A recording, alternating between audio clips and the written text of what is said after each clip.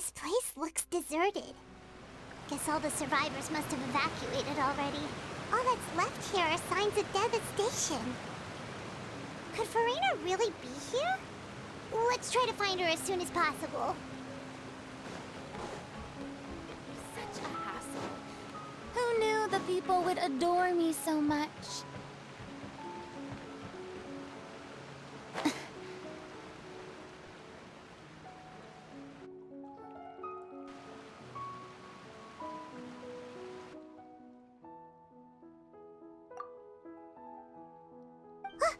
That's Furina, right over there. She really is here all on her own.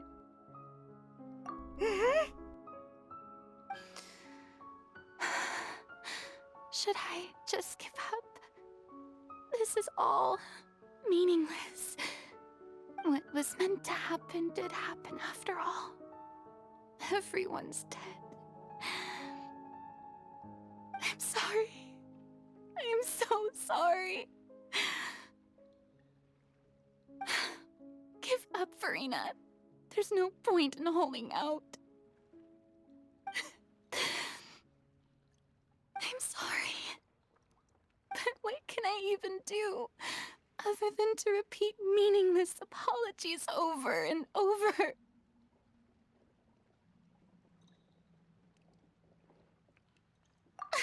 Who's that? Don't worry, Furina, it's just us.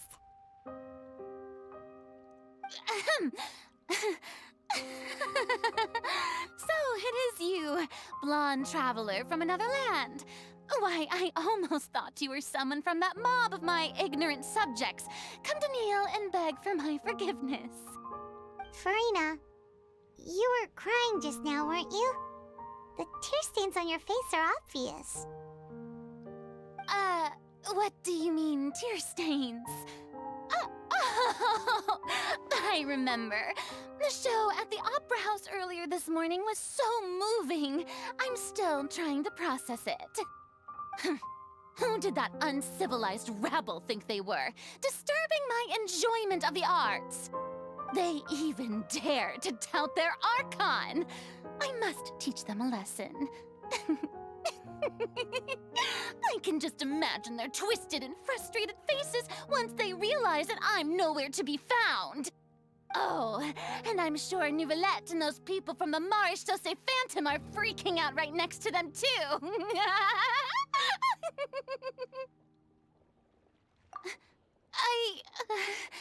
Of course not. Hey, there she is! The Hydro Archon's over there! Quick, after her!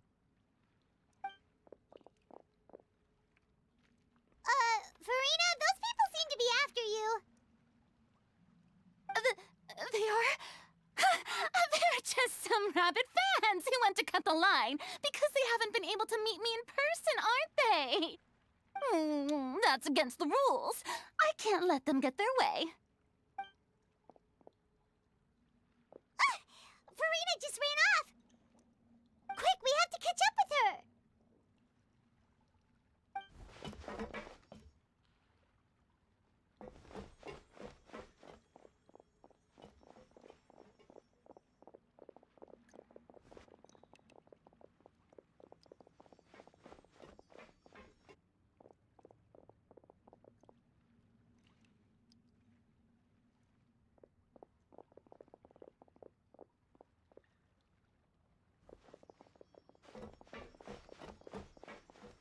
This should be the place, right? Hey, Furina! There's a good hiding spot over here. Quick, come to Paimon before the rest of them catch up to you. What? What is this place? Hurry, they're almost here. Fine. I suppose haste is warranted. Lead the way.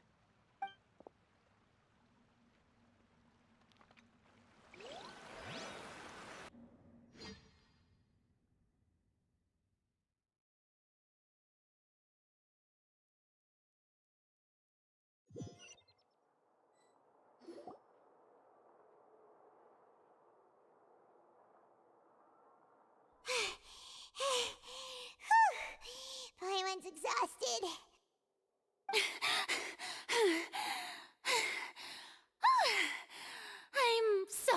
tired. I totally thought they had caught me.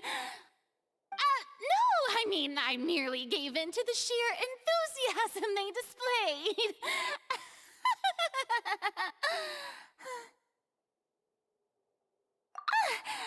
You're right. Yep, that's a good girl.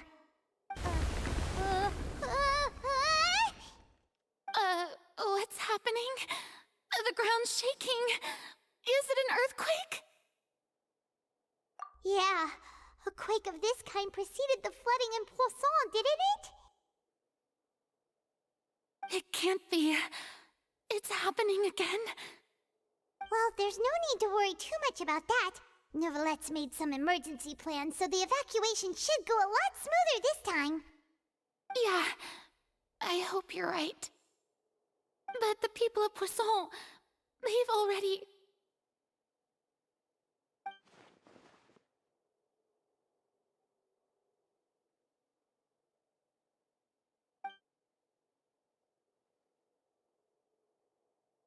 It's true.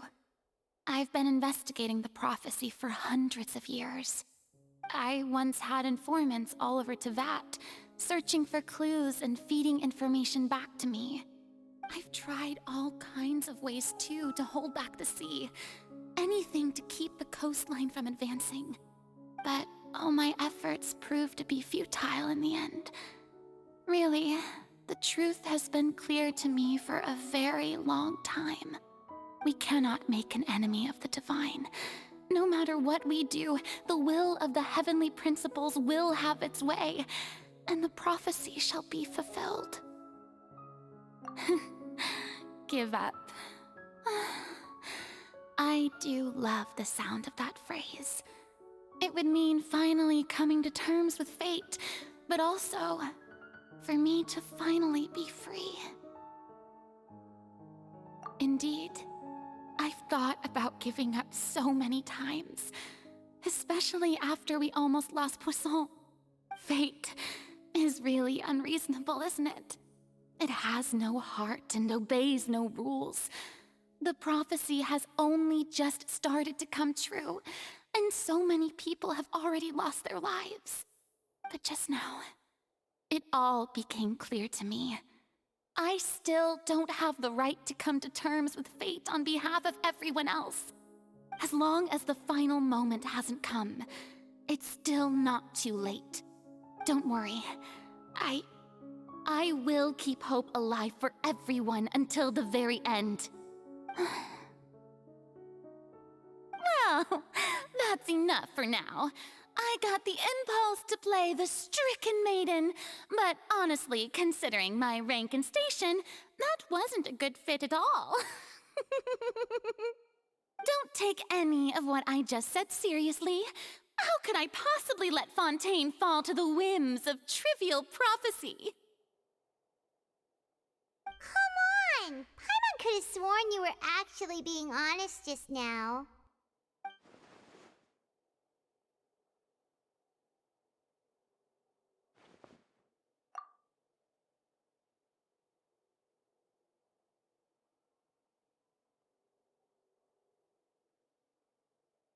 Share my burden. That's impossible. It was fated right from the start that this would be my duty alone.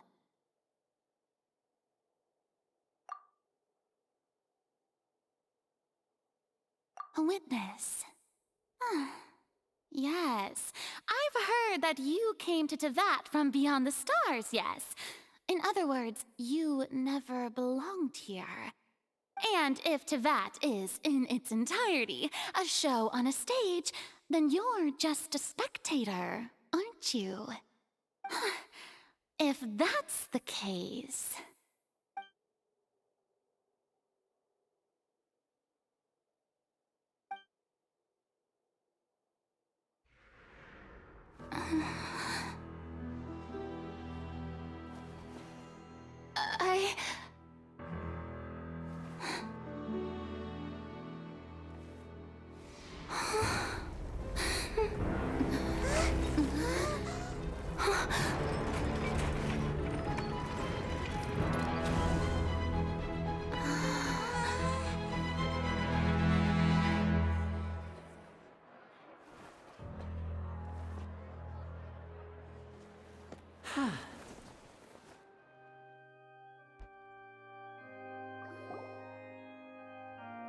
Ladies and gentlemen, this concludes my opening performance. Now, without further ado, we may proceed to the trial of our god. So this is what it is. Yes, you deserve praise for the effort you took to raise the dramatic stakes. Do not forget, however, that I am Focalor, the god of justice, the embodiment of justice itself. Does it not strike you as even the least bit absurd to bring the very concept of justice to trial? May I interpret these words as your refusal to stand trial? In that case, you will have the opportunity to defend your honor through a duel. You would draw your blade against a god?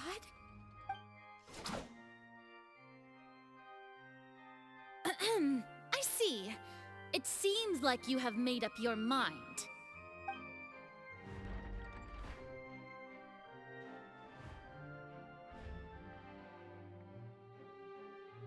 Paimon can't believe it. She just surrendered.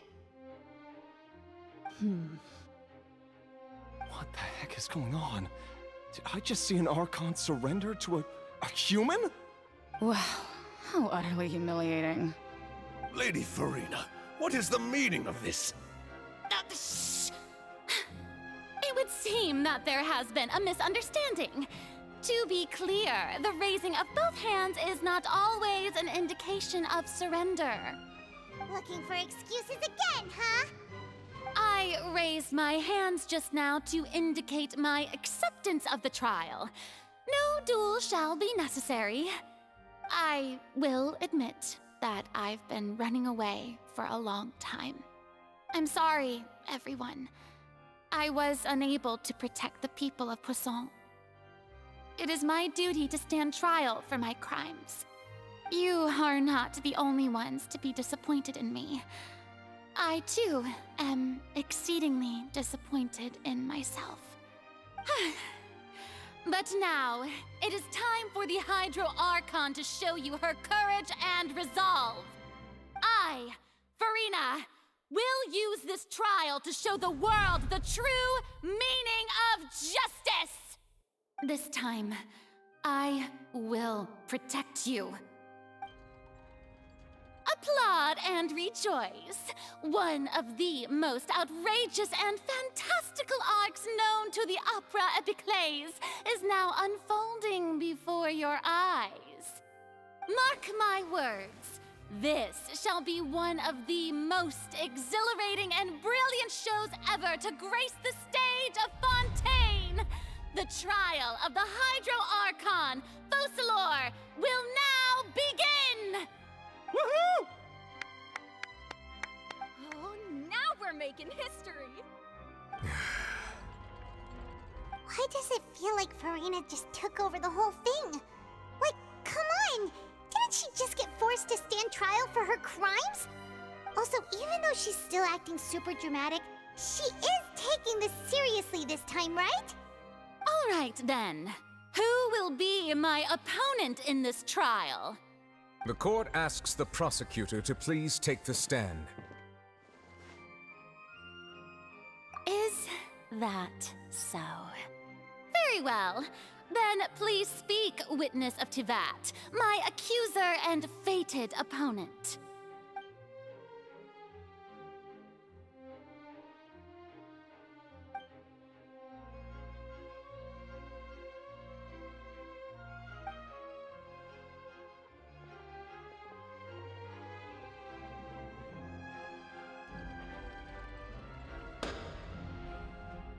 Also, please allow me to ask, as a final question before the trial begins.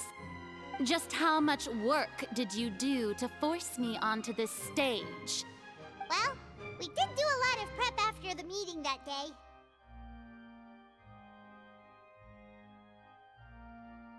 I can go over the tasks assigned to the Spina di Rosula, since they were rather straightforward and easy. Navia, the president of the Spina di Rosula. Most of the people who participated in the disturbance this morning were my subordinates. They changed into plain clothes and came to the Opera House as regular audience members, waiting for the perfect opportunity to incite insurrection against you. The people's resentment against their Archon has been building as more and more of the prophecy is fulfilled.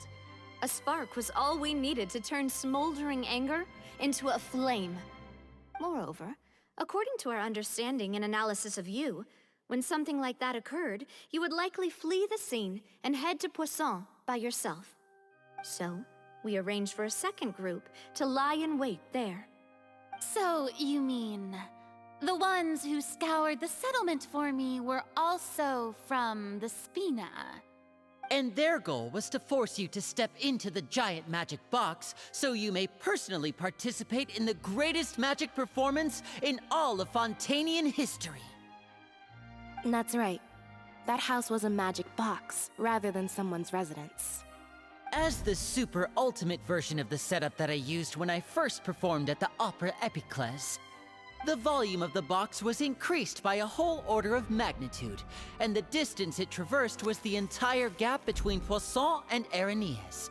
Its cargo, of course, was an Archon instead of a human. My thanks, Furina. Without your help, we could never have pulled off such an extraordinary performance. You're welcome?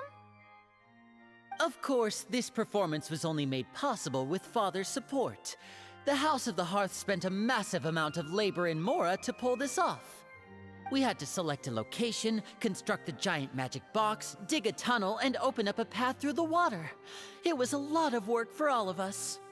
So, in other words, the earthquake that we felt within the giant magic box was just a normal tremor from the transportation of the whole house? That's right. It wasn't a sign of another disaster to come. Then, I can guess Nervilette and Cloran's parts. You gathered a crowd, prepared a stage, and made sure that the champion duelist would be immediately ready for a fight. Also that as soon as I appeared on the stage, the trial may commence without a hitch. Am I right? Yes, that is correct. Well, Clorand, I must commend you for your courage. Only the most outstanding champion duelist in all of Fontaine would accept a duel with an Archon without flinching. Thank you. As for you, Traveler, I suppose your role was to keep me distracted with conversation once you found me in Poisson. You'd make sure that I didn't notice anything amiss before revealing yourself as my prosecutor once we'd arrived onto the stage. Oh?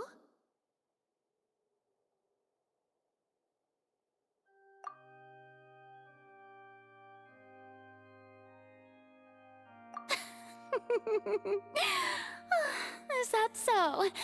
Then I suppose I must have missed my final chance. It's fine. It matters not.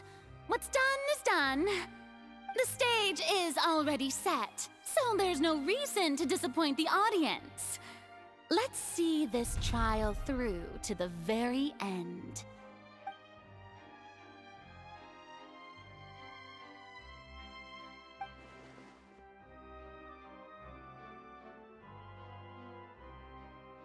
Madam Prosecutor, please allow me to pass this along. This is a document that Miss Charlotte applied for and received permission to share with you during the trial. According to her, it should speed up the proceedings. Huh? Charlotte wanted to give us something? Oh, so she's here too! Hey, Charlotte! Oh, let Paimon see.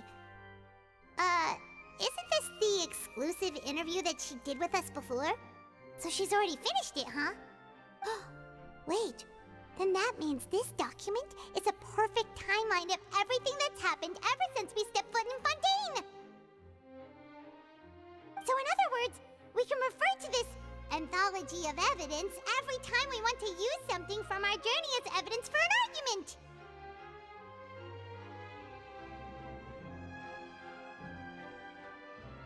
Let's quickly quickly confirm the information in it. Just think of it as a refresher, alright? You defeated the Hydro Archon in the very first duels you took part in at the Opera House. According to Monsieur Newt, I nearly lost my awesome friend Navia. The words of someone as extraordinary as a witch can probably only be truly understood when something surreal happens to you.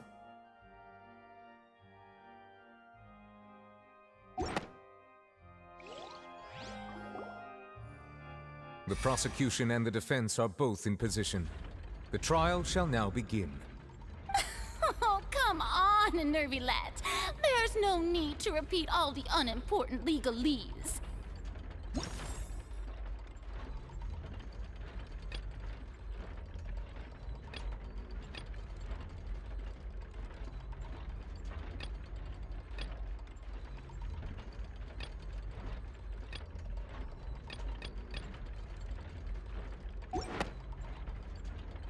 Just fast forward to the part where the prosecution lays out my offenses. As the defendant and the lead actress of this performance, I still haven't even been informed of my supposed guilt in all of this. Of course, it is only natural for humans to struggle to understand the actions of a god. However, you will need more than that to convict me of a crime. That's true, but my charge here is unrelated to your conduct as an Archon. Instead, I would like to charge you as a fraud who's never been the Archon in the first place. Wait, what was that? Lady Furina's a fraud? Hey, I came here thinking that we were going to try the Hydro Archon for forsaking her duty, but did I hear that right? She's not our Archon at all? Charge accepted. Lady Furina, do you plead guilty to the charge?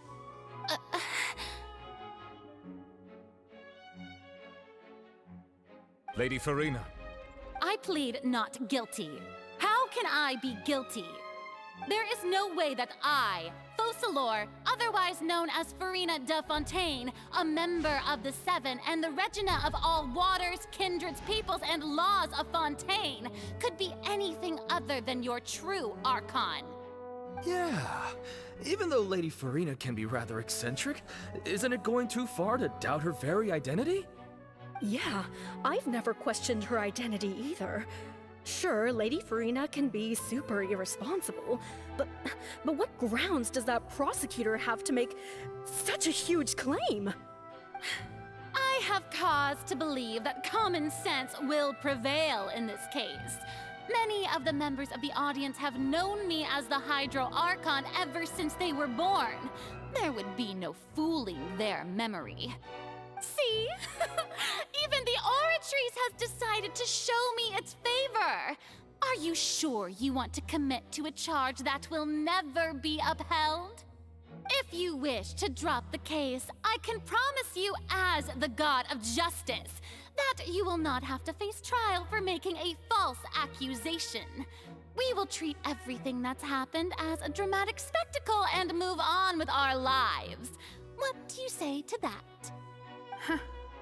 An argument with near impossible odds, huh?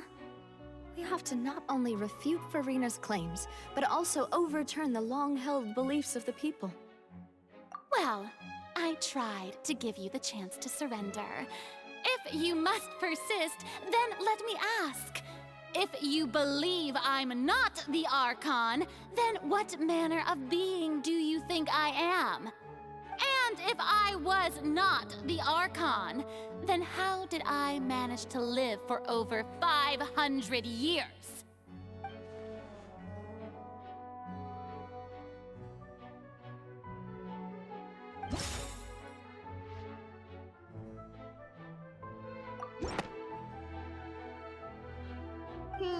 That doesn't sound right. Paimon doesn't think this clue can be used as compelling evidence to build our case.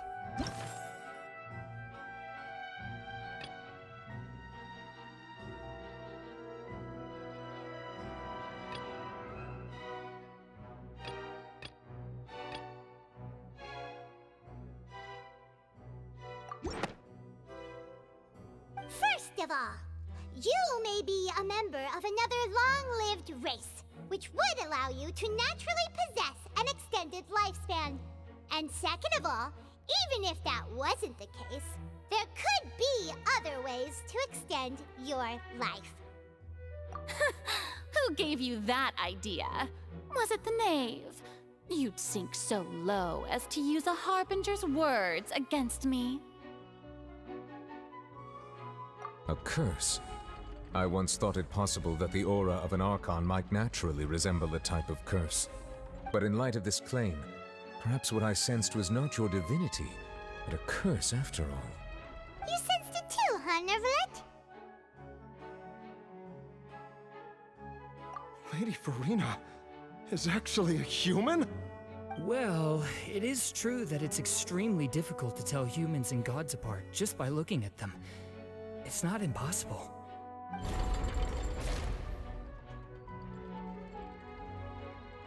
Well, don't start celebrating too early now. Even if I have been carrying a curse like you said, how does that prove that I am merely a human being? Besides, everyone knows that the main difference between a human and a god is the possession of authority. Gods can do what humans cannot. That's why they're worshipped as gods. For centuries, manifestations of my authority have served the nation of Fontaine. One need only to turn their eyes towards the Oratrice Mécanique d'Analyse Cardinal in this very opera house, or consider the indemnitium that is used in every aspect of life.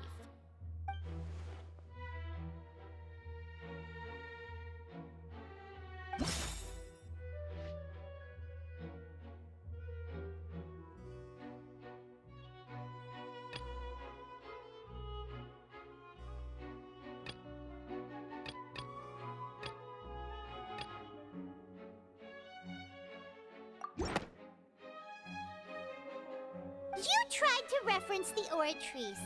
But weren't you as confused as all the rest of us when the Oratrice declared Child to be guilty without any proof? Otherwise, you should have come up with a good explanation for that by now. Didn't I make myself clear at the time? The decisions of the gods are naturally difficult for humans to comprehend. There is no need to provide an explanation. Lady Furina, I believe a reminder of your current circumstances is in order. While the court is in session, the principles of justice and the law must come before all else. While you are an Archon, you are also first and foremost the defendant in this trial. You will prove yourself unable to defend against the prosecution's charges if you continue to withhold vital information against the rules of the court. I never thought you'd use that kind of rhetoric against me. That was no trick of rhetoric, Lady Furina. I've merely reiterated the rules of the court.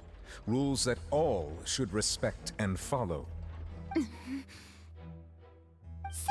you neither knew why Child was declared guilty, nor did you understand the structure and operations of the Oratrice. Instead of having been created by you, the manifestations of authority you mentioned have been made by the real Hydro Archon, haven't they? The real Hydro Archon? Well, now you're really losing me. It is true that I did not know why the Oratrice gave out a guilty verdict that day. But the Oratrice handed out that verdict unilaterally, and it has been operating independently ever since it was first created. You can't argue that just because a divine creation is flawed, that the god behind it must also be no god at all. She's still throwing out all kinds of excuses. Seems like she's confident that we won't be able to produce proof that she has no power over the Oratrice. My power as an Archon. There are many ordinary citizens in the audience. How can I just carelessly demonstrate the formidable power of an Archon? If that poses a concern, I'm prepared to extend my protection to the audience. You don't need to go that far.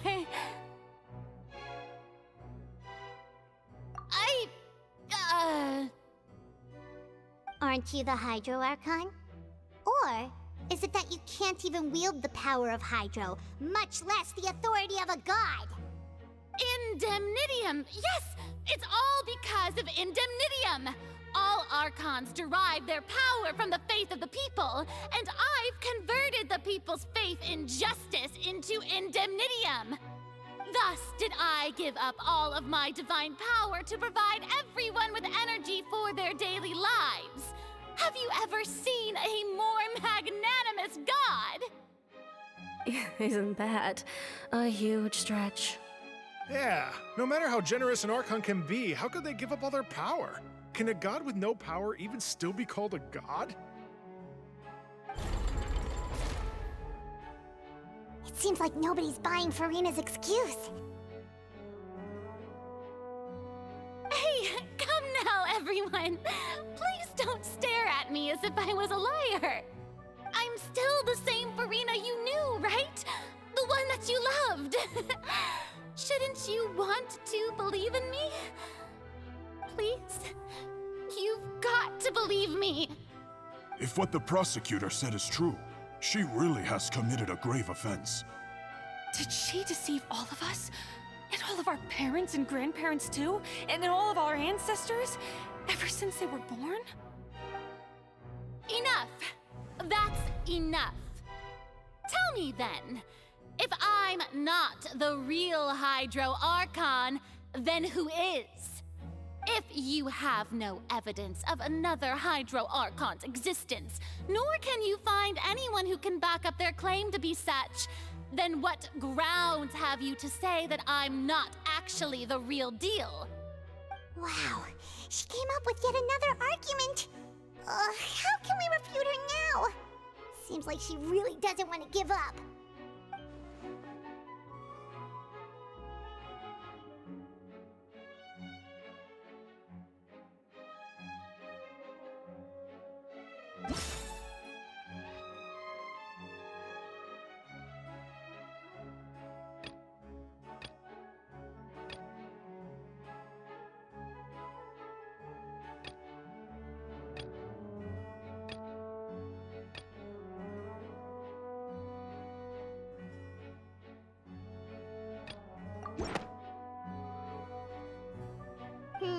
That doesn't sound right.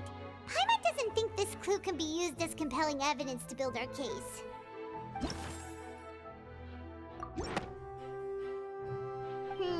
That doesn't sound...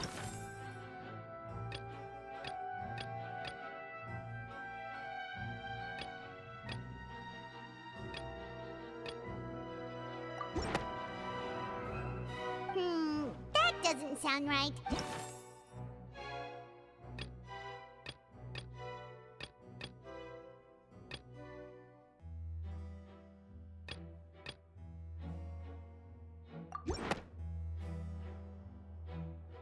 It has been established that all Fontanians can dissolve in water from the primordial sea. And that means... Since you insist on claiming to be a god and not a human, then there's a method that you can use right here and now to eliminate all suspicions of you being the latter. Miss Navia, please apply to serve as a temporary attorney for the prosecution before addressing the court.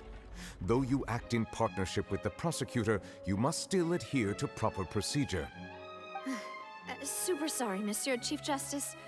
I swear this really will be the last time that I'll speak out of turn. Now, I've brought some seawater from Poisson. As everyone knows, a massive flood struck the area not long ago, taking many lives, including those of some of my closest friends. So, Miss Furina, would you dare to touch some of this seawater? If we are to believe that you are indeed the real Hydro Archon, touching this seawater would have no effect on you. All it should do is strengthen your case. But if you don't dare to touch it, then we would have basically proved the reverse.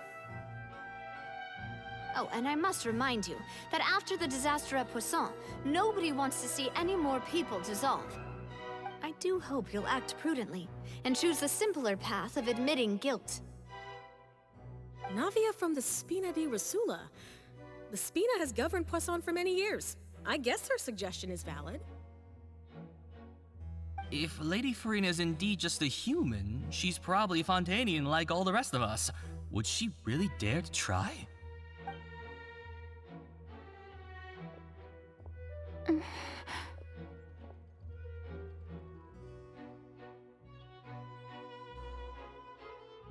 Lady Furina, this test has been unilaterally proposed by the prosecution.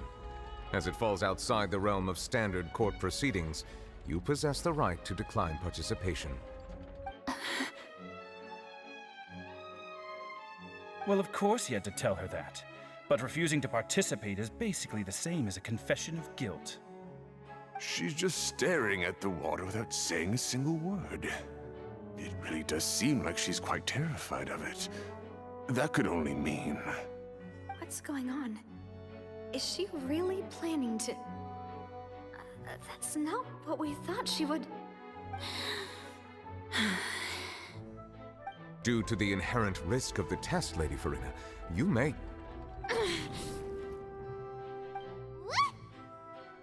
Hey!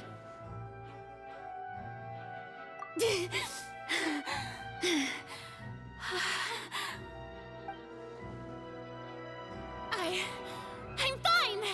Look at me, everyone! My hand is still here! I haven't been dissolved! Will you believe me now? I really am your Archon! I'm nothing like a normal human who would fall apart as soon as they touch this water! Really? Was this not the most obvious thing in the world? Miss Siegeween? If you're present, Miss Siegeween, please come forward and attend to the defendant. Siegeween? Don't be nervous. It'll just take a few seconds. Let me see. That should be enough.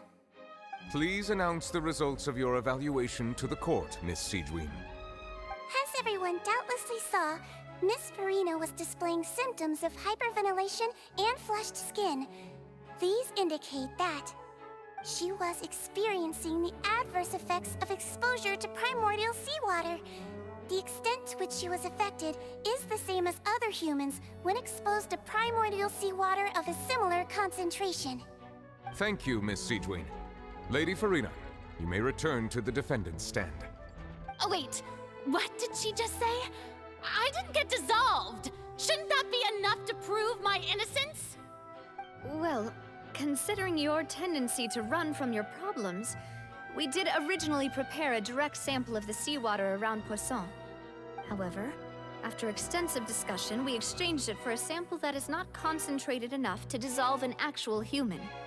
After all, on the off chance that something entirely unexpected might occur, we don't want anyone else to lose their life to the sea.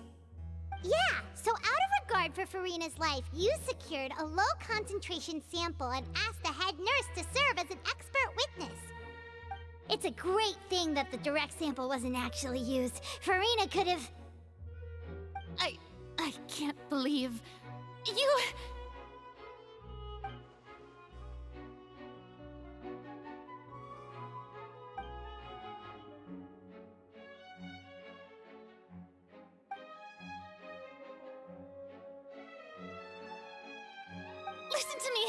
Listen to me, everyone! Please don't give me such cold and disdainful looks! What happened just now didn't prove a single thing! Think about it! How can you conclusively prove that an Archon can't also be affected by the primordial seawater? Also, if I was really just a human, why would I dare to just put my hand in that kind of water?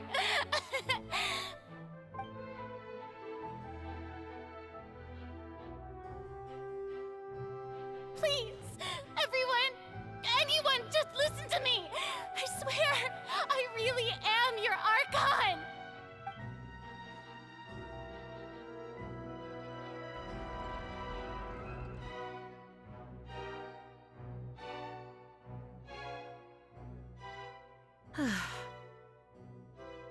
I don't think anything she says at this point will sway anyone. The odds are just too stacked against her now. With all the things that have been said, Paimon doesn't think there's any way left for Furina to win. I believe the time for arguments and presentation of evidence has come to an end. If there are no objections, we will move on to the final judgment.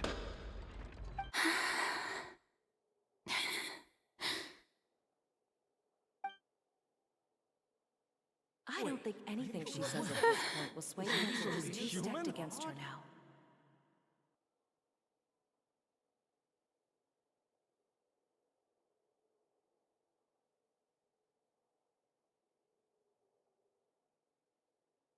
In my capacity as Chief Justice, I shall now render judgment on Furina's misrepresentation of herself as the Archon of Fontaine. As a human who knowingly deceived her fellow citizens, Furina is guilty.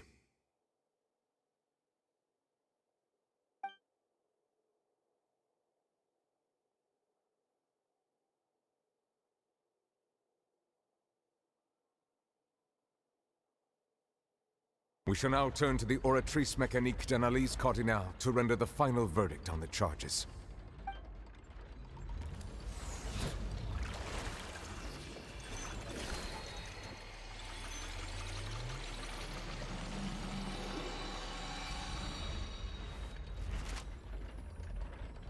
According to the judgment of the Oratrice Mécanique d'Analyse Cardinale, Furina is... Well, what's wrong? What's the Oratrice's verdict? No, the Oratrice also displays a guilty verdict. Isn't that correct then? However, the exact wording of the verdict is thus. The Hydro Archon, guilty, to be punished via the death sentence. The death sentence? That's actually one of the available sentences? I've always thought that it was just a myth. The one and only time the death sentence has been handed out at the court, and it's been given to the very person we've worshipped as the god of justice? What an unexpected twist. Furina's been sentenced to death by the Oratrice? We just wanted to use the trial to show her the seriousness of things so she'd tell us the truth. How did things escalate this quickly? This outcome is indeed quite strange. According to Fontaine's current definitions of justice, as well as its recommendations for criminal sentences, is this sentence really appropriate for the crimes that have been committed? Yeah! Even Fauché wasn't sentenced to death by the Oratrice. You know, the real evil mastermind behind the serial disappearances case. Indeed. Not only is Furina's sentence overly excessive, the very point of our trial today was also to prove that Furina has never been the Hydro Archon in the first place. But now, the Oratrice seems to have deliberately invoked the title of the Hydro Archon. What does this mean?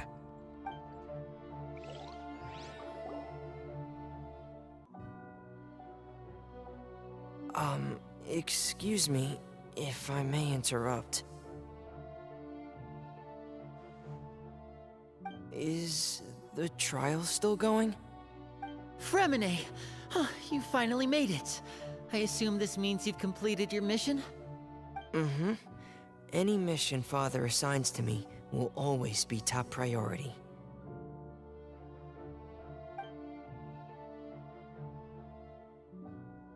Is that the first prophecy slate? Huh. So the knave privately arranged for Fremine to try and find the missing slate. I looked everywhere and finally found it at the bottom of the sea. It took me a long time to get around some dangerous stretches of water. But has the trial already concluded? Then doesn't that mean I've come too late? Oh no. Father will be disappointed in me. Thank you for your hard work, Mr. Fremine. Please allow me to review the record left on the slate. Traveler, I believe that you have already seen the other existing slates, and would like you to come here and confirm their contents.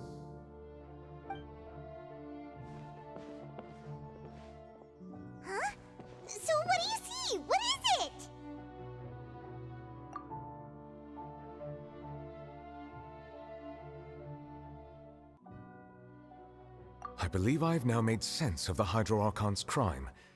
It has to do with Fontaine's lost history. Huh? Isn't the Hydro Archon just guilty of deceiving her people? Oh, wait, no, that's Furina, and we've already proven that she's not the Hydro Archon.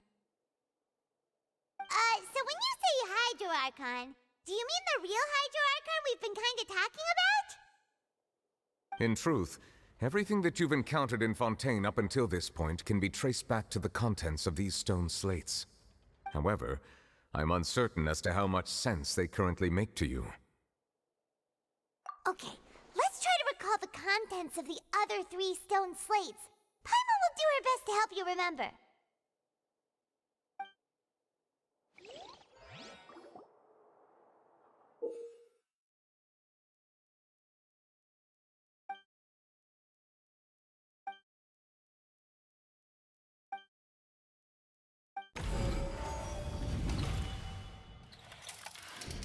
The first stone slate describes what you just said.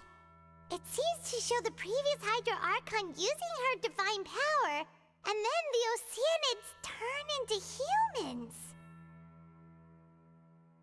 Does that mean that Fontanians are transformed Oceanids? Oh, Paimon wasn't expecting that. But if Oceanids can turn into humans, then perhaps this process can be reversed as well. The second stone slate shows Celestia floating in the sky, and the Hydro Archon and her people worshipping it together. But the heavens still brought judgment down upon them. This must be the point when the Hydro Archon and the Fontanians were branded with their original sin. Does this mean that the original sin and the Hydro Archon sin are the same thing? The third slate shows the Hydro Archon sinking into the sea surrounded by many people. That reminds Paimon, didn't we also watch that happen to someone else? Well, the fourth slate is the prophecy the Fontanians have been talking about. People dissolving into the sea, the Hydro Archon crying on her throne, and so on. We didn't believe that such a crazy disaster could happen at first, did we? But after that incident, it was just a question of when and not if.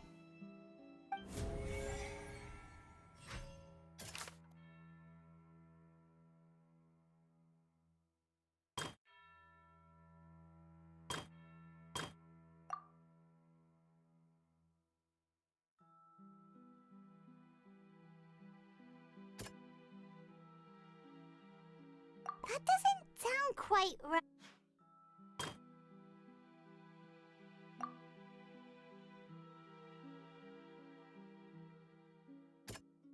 That doesn't sound quite right.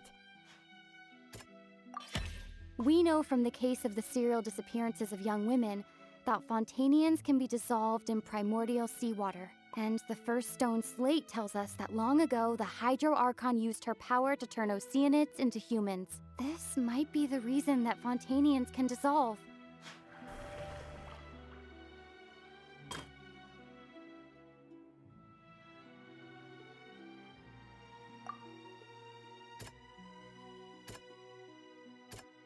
That doesn't sound...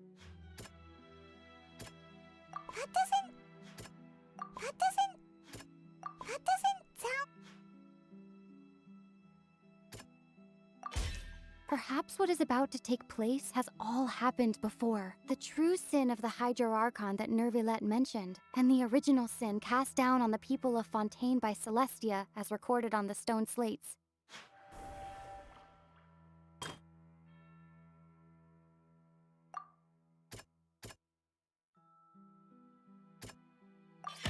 It's not as simple as falling into the sea. When Navia fell into the sea, her consciousness was subjected to judgment. The stone slates show the people gathered around the Hydro Archon in the sea. Could that be alluding to the same thing?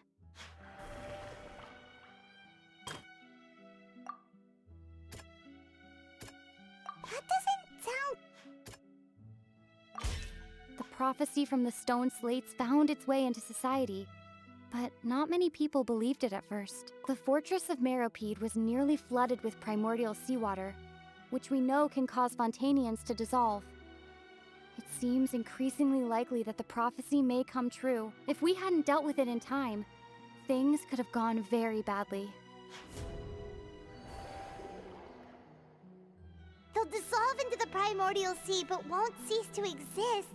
Their essence will flow in the seawater, converge, and take the form of an oceanid. The Hydro Archon was sentenced to death in court, shocking everyone present. Perhaps this means that her sin was actually Fontaine's original sin. Navia fell into the water inside those ruins, and she nearly dissolved. She was surrounded by the people of Poisson in a court within her consciousness, and was forced to take part in a trial meant to make her stay. The eruption of the primordial sea at the fortress of Meripede was the surest sign that the prophecy was about to come to pass no matter what. The prophecy's contents can all be verified by recent events. If we combine what we know together, loads of truths should come to light.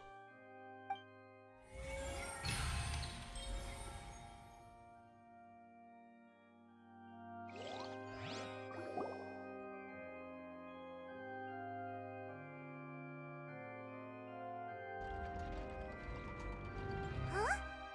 Oh, Paimon gets it now! So that's how you can make sense of it. But then it feels like we're going to have to share some truly shocking revelations. Let's hear them.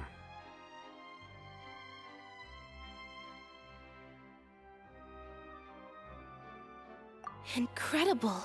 Linny, did you hear that? We're not real humans. All Fontainians were originally created by the late previous Hydro Archon, with oceanids as their basis. The evidence for that can be found in how only Fontainians could dissolve in primordial seawater, and how all the girls Vacher dissolved were also turned into oceanids. Oh, and according to Navia, when she was about to get dissolved, she also saw everyone gathered around for a trial, all of them in the shape of oceanids. Indeed. Yeah, and it follows from the content of the first slate that she probably angered Celestia by creating humans without prior permission. That could also explain why the Oratrice judged the Hydro Archon to be guilty. It's to account for that ancient sin. The Hydro Archon's true sin was creating us? And yet, after many hundreds of years, the Hydro Archon's creations have turned around to try to judge the Archon within the Opera Epiclese. The twists of history are often the most unexpected of all. Yeah, isn't the image here just like when Navia fell into the sea? So wouldn't it be trying to show the image of the Hydro Archon also falling into the sea once the prophecy has been fulfilled in the fourth slate? In the end, the people will all be dissolved into the waters, and only the Hydro Archon will remain weeping on her throne. Only then will the sins of the people of Fontaine be washed away. Did Paimon get all that right? You've made some keen deductions. I must say, given how much you still don't know, it is impressive that you've already managed to connect so many pieces of the truth. However, while you were able to decode all the information on the slates, they've also been etched with an additional layer of hidden information using a different power source. When we were at the ruins, I tried to decipher the hidden information recorded in the slates. But since we only had 3 slates at the time, I was unable to come to a full conclusion. Now that the slate collection is complete, I shall make another attempt to decipher the narrative recorded within. If everything goes well, we should finally be informed of the unadulterated truth.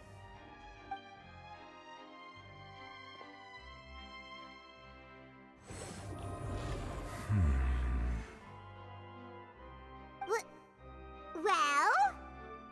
Did you get it?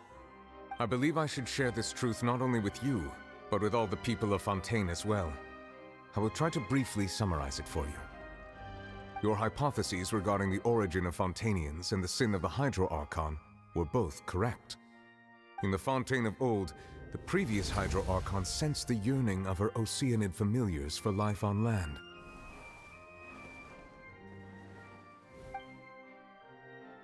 The Oceanids were enamored with the beauty and romanticism of human beings, and wishing to have those experiences for themselves, expressed to the Hydro Archon their desire to become of a similar kind.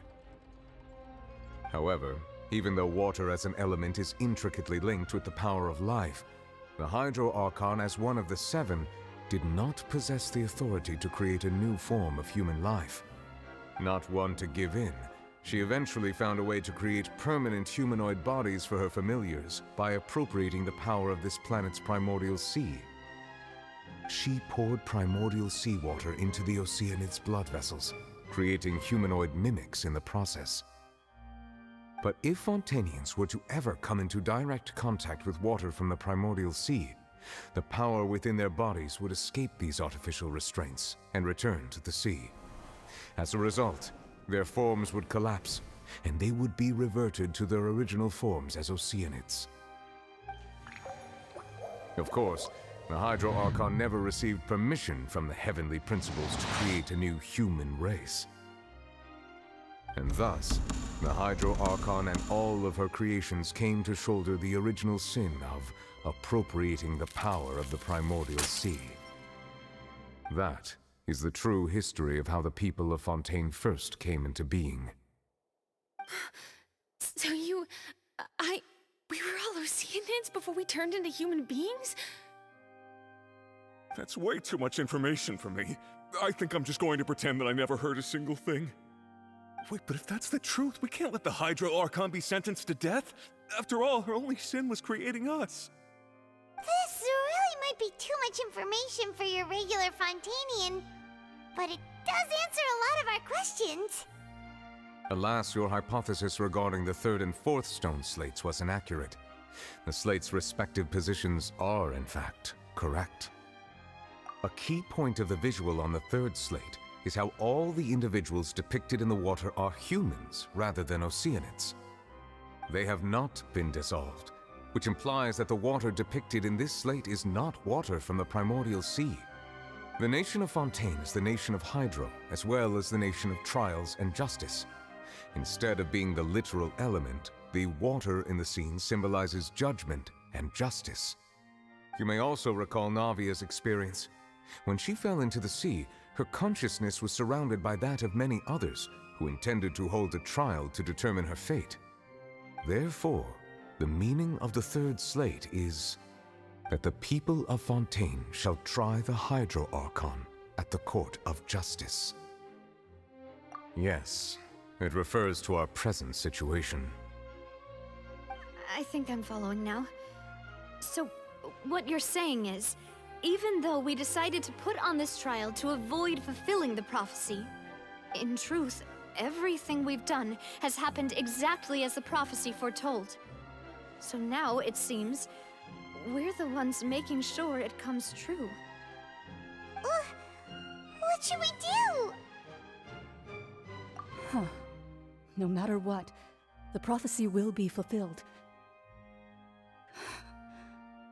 Is this what it feels like to be a prisoner of fate? If that's the case, does that mean the scene in the fourth slate will also be fulfilled soon? Traveler, I would like to point out another small fallacy in your deductions. About the fourth slate, you probably thought that the eruption of primordial seawater beneath the fortress of Meripede served as the surest sign that the prophecy was about to come to pass, yes? However, I believe that rather than being a sure sign, that eruption could in fact only be a small warning of something far worse to come. As for the root cause of the catastrophe, I believe you've already encountered it once before.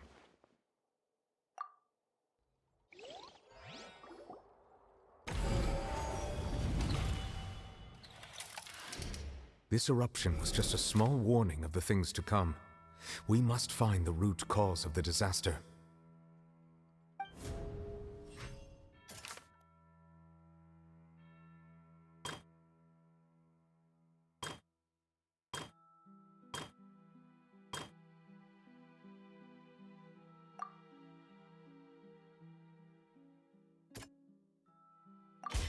It was both dream and reality. If we're talking about a true culprit, that could only be that thing inside the primordial sea, right? The truth, the original sin, the trial, and the root cause of the disaster.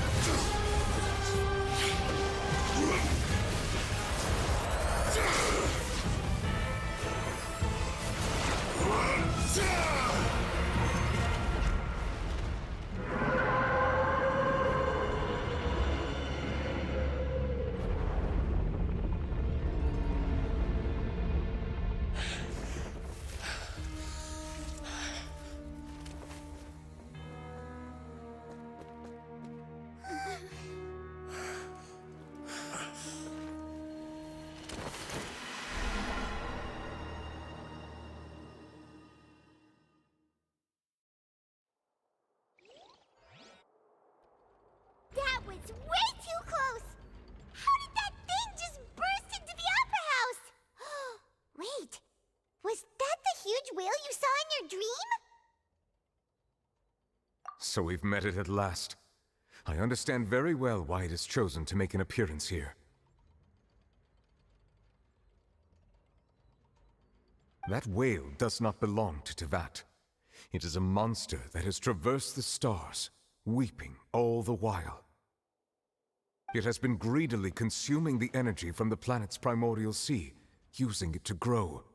That is the main cause for the rising sea levels. And once it has finished consuming all of the energy contained within the sea, its next step will be... You said that when the Hydro Archon first created Fontanians out of Oceanids, she filled their blood vessels with primordial seawater.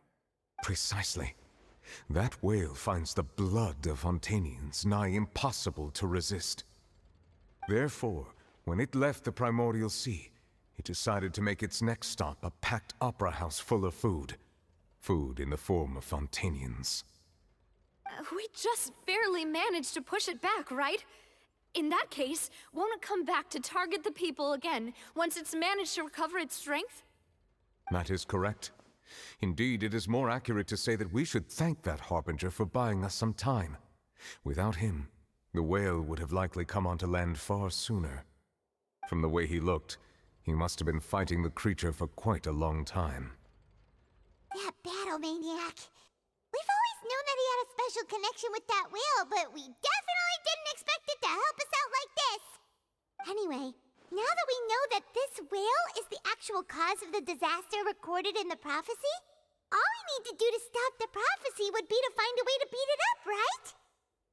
It is too late. It had already absorbed too much of the primordial sea's energy before we could notice it. At this point, it has become practically integrated with the sea itself. Even if the entirety of Tevat were to be destroyed, it could still survive and swim off towards some other world.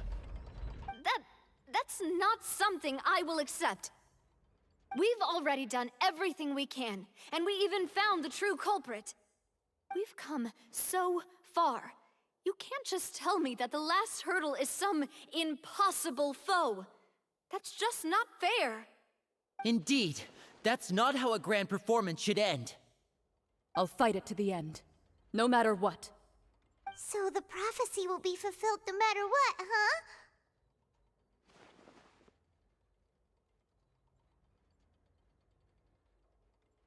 The prophecy. Yes, what has been prophesied will be fulfilled. You may view such things as the history of the future.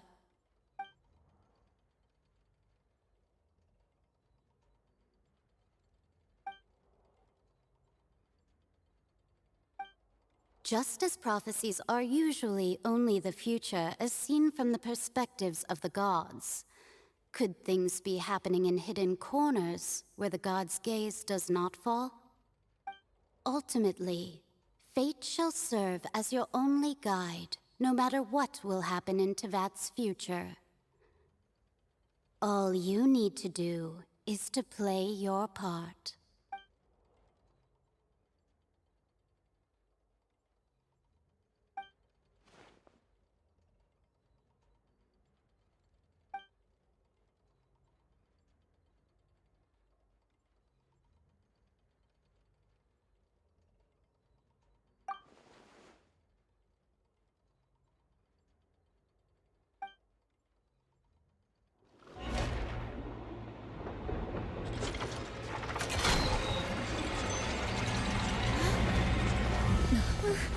What's happening with the oratories? I believe it is preparing to carry out the death sentence.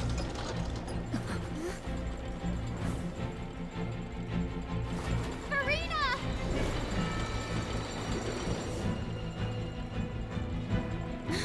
No, I still need answers.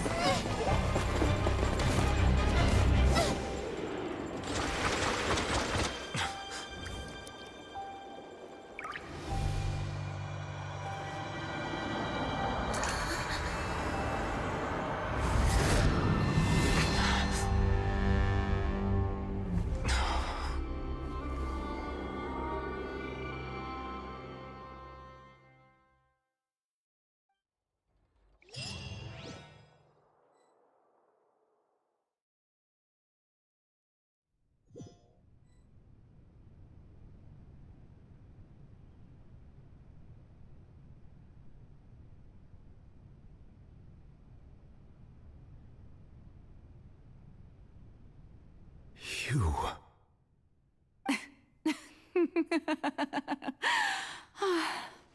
Sorry.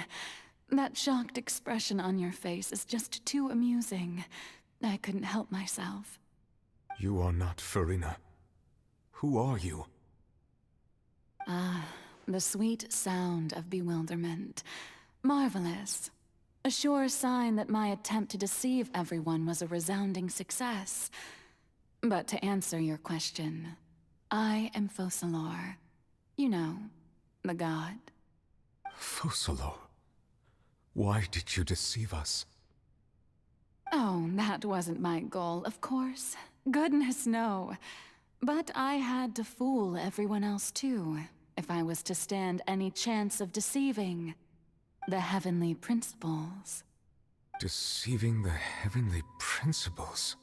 It's all because of that pernicious prophecy. Dreadful, wasn't it? Everyone doomed to dissolve. Fontaine condemned to be flooded.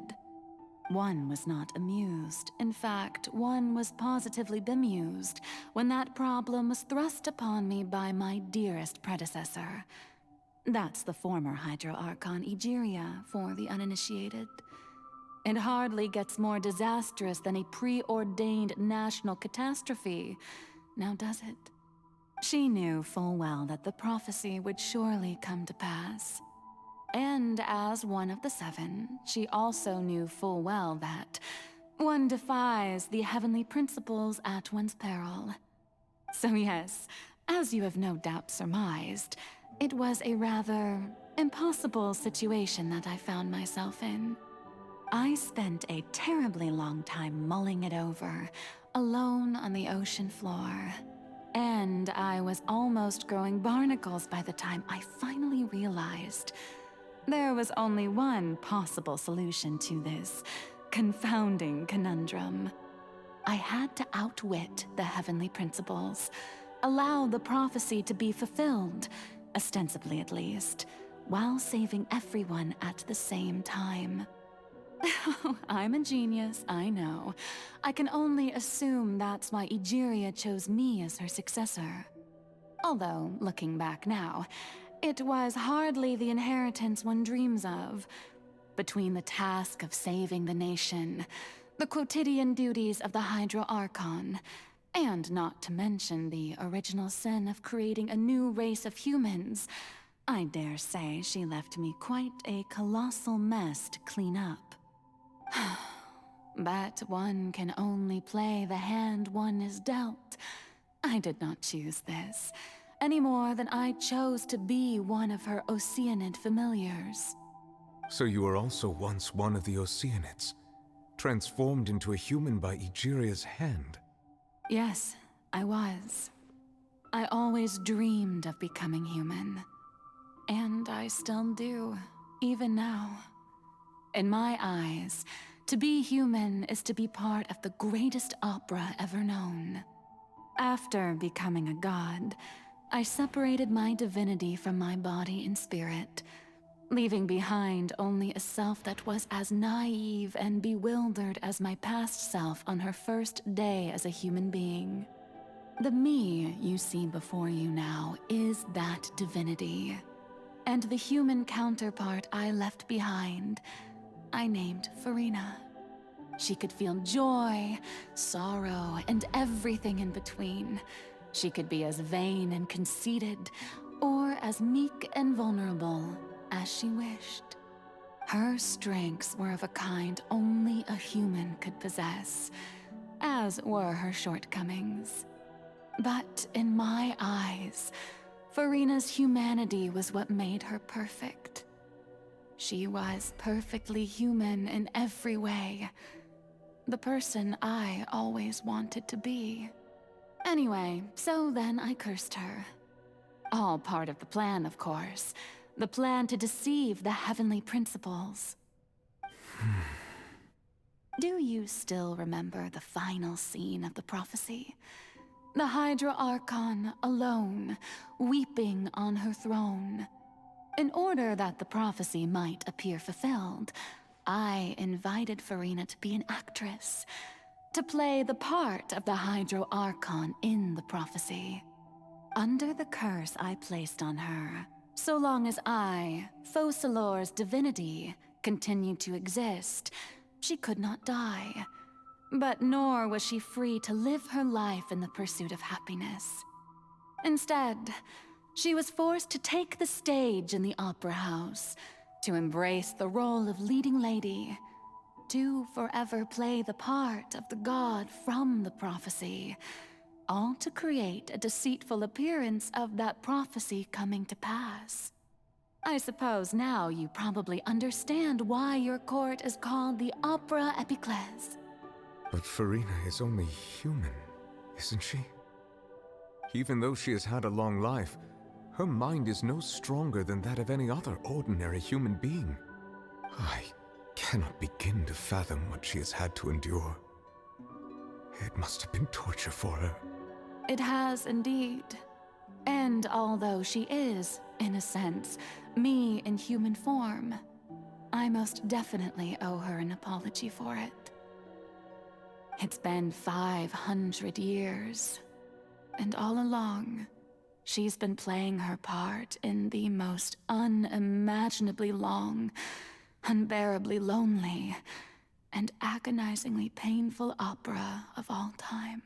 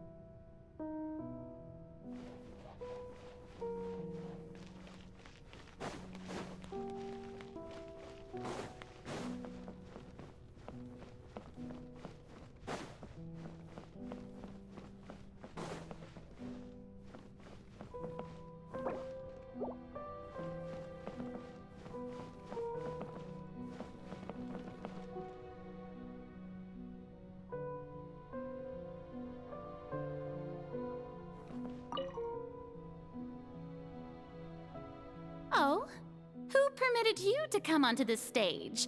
Now, I understand your admiration for my august self, but I must ask you to keep to the rules. All right. It is not my intent to reprimand you. There is no need to state your name. Just be off with you. Do not distract me from my performance. Oh, do not jest. Can you not feel it? I am Focalor. The eyes of countless Fontanians are upon me. I must, at all times, display the utmost elegance and nobility.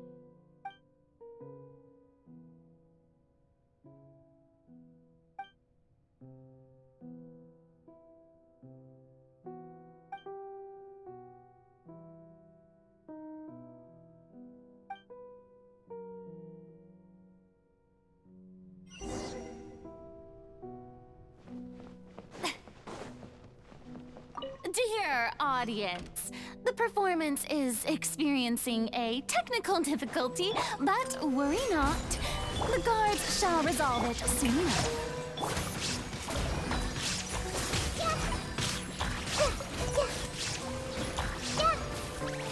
Inazuma shines eternal!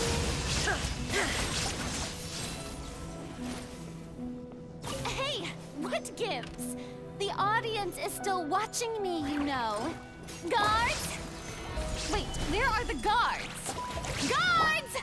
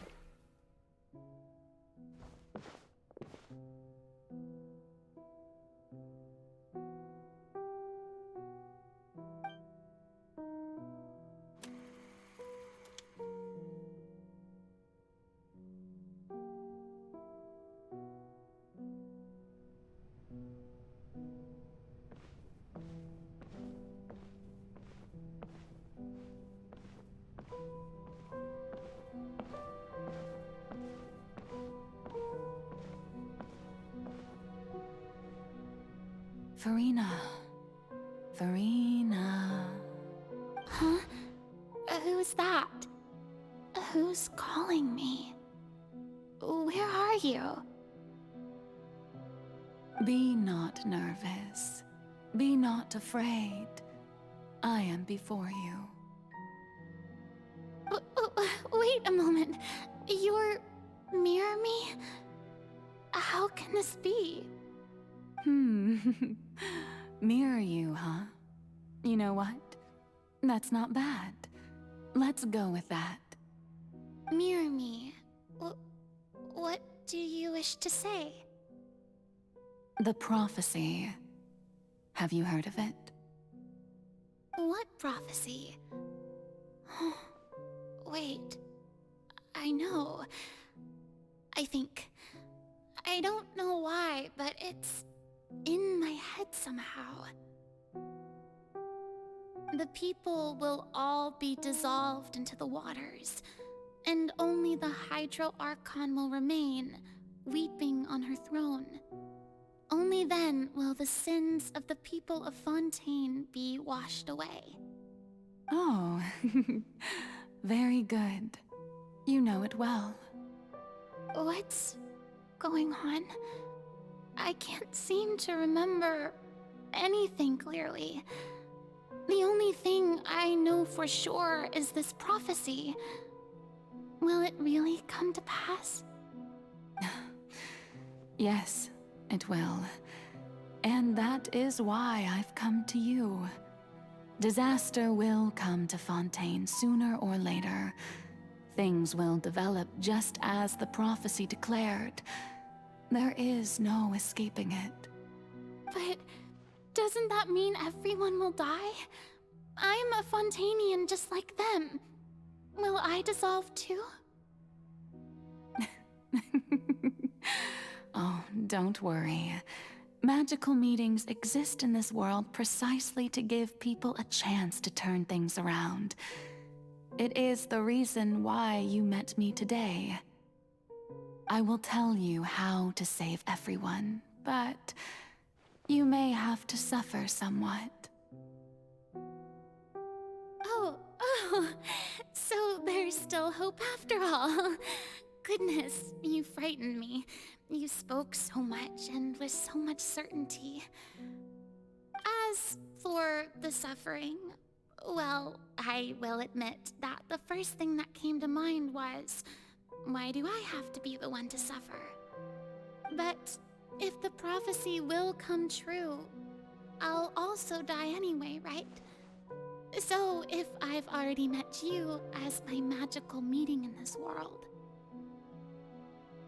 if there were scales, with all the people of Fontaine on one side and my pain on the other, is it not obvious where the scales should tilt? You truly are the perfect human, my ideal. I suppose this would also be the justice that belongs to you. Huh? Don't worry, it's nothing. Listen well. Fontaine has just lost its Hydro Archon. I need you to play a role, that of the new Archon. Play as a god? That's right. You must begin a never-ending masquerade. You must never let anyone suspect your identity. If you can keep it up, then I shall have my way of defying this prophecy. But should your identity be revealed, then all hope will be lost. But how will I do this?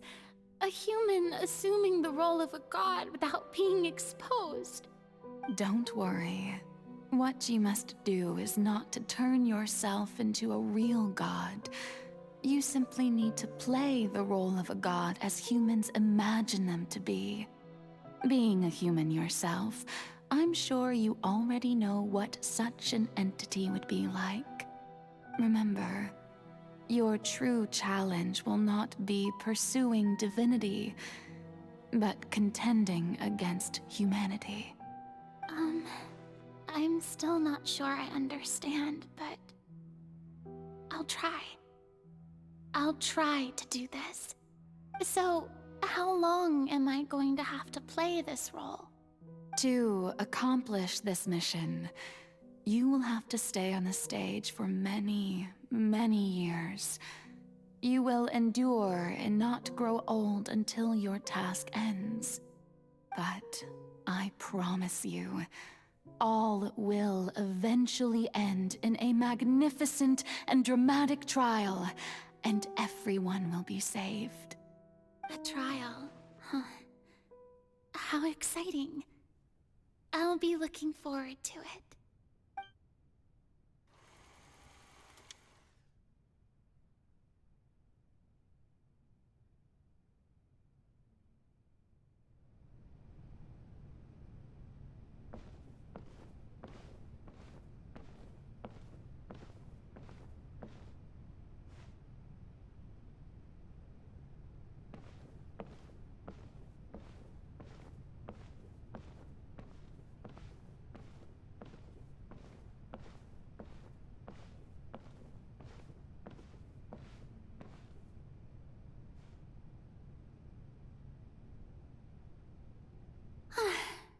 The Maison Cardinalise has announced my accession, but this is my first time facing the people. What should I say to most appear like a god? To be honest, I still don't know. Perhaps I should first try to act natural.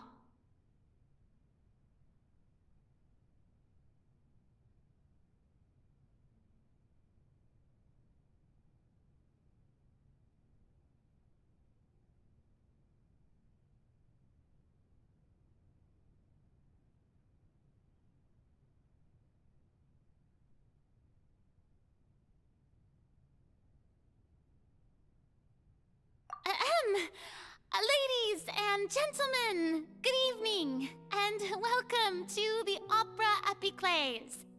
I'm sure you've all heard about how I have taken on the role of Hydro Archon.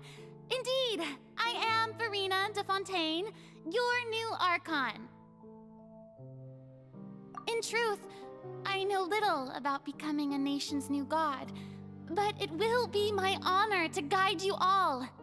As the god Focalor, the god of justice, I shall do all within my power to lead you into an age of fairness and justice. Once again, thank you all for coming. If you should have any questions or suggestions, please send them to the Maison Cardinalise. The future of Fontaine will require us to work together, after all. This should do it. I thought I might stammer, but thankfully, I was able to convey my thoughts just fine. Okay, and next. That's the new Hydro Archon. Is this some kind of joke by the Maison? I would have thought that a being that surpasses humanity would be a bit more assertive. Hey, did you hear that? She even told us to send her suggestions there at the end. Shouldn't gods be all-powerful? She's being so modest. What's the difference between her and an ordinary person, then? If you ask me, perhaps the succession didn't actually happen. She might just be a Maison back puppet. Wait, what's going on? Why is everyone suspecting me of being a fake? Oh, this is bad. If I get exposed here, there'll be no saving the people from the prophecy. Right. Mirmi said that I just need to play the role of a god as humans imagine them to be. Calm down, Furina. Think. What do the people want? How would they imagine a god to speak and act? Assertive, with a strong sense of presence. One who can dispel all doubt. That is the character I'm fated to play.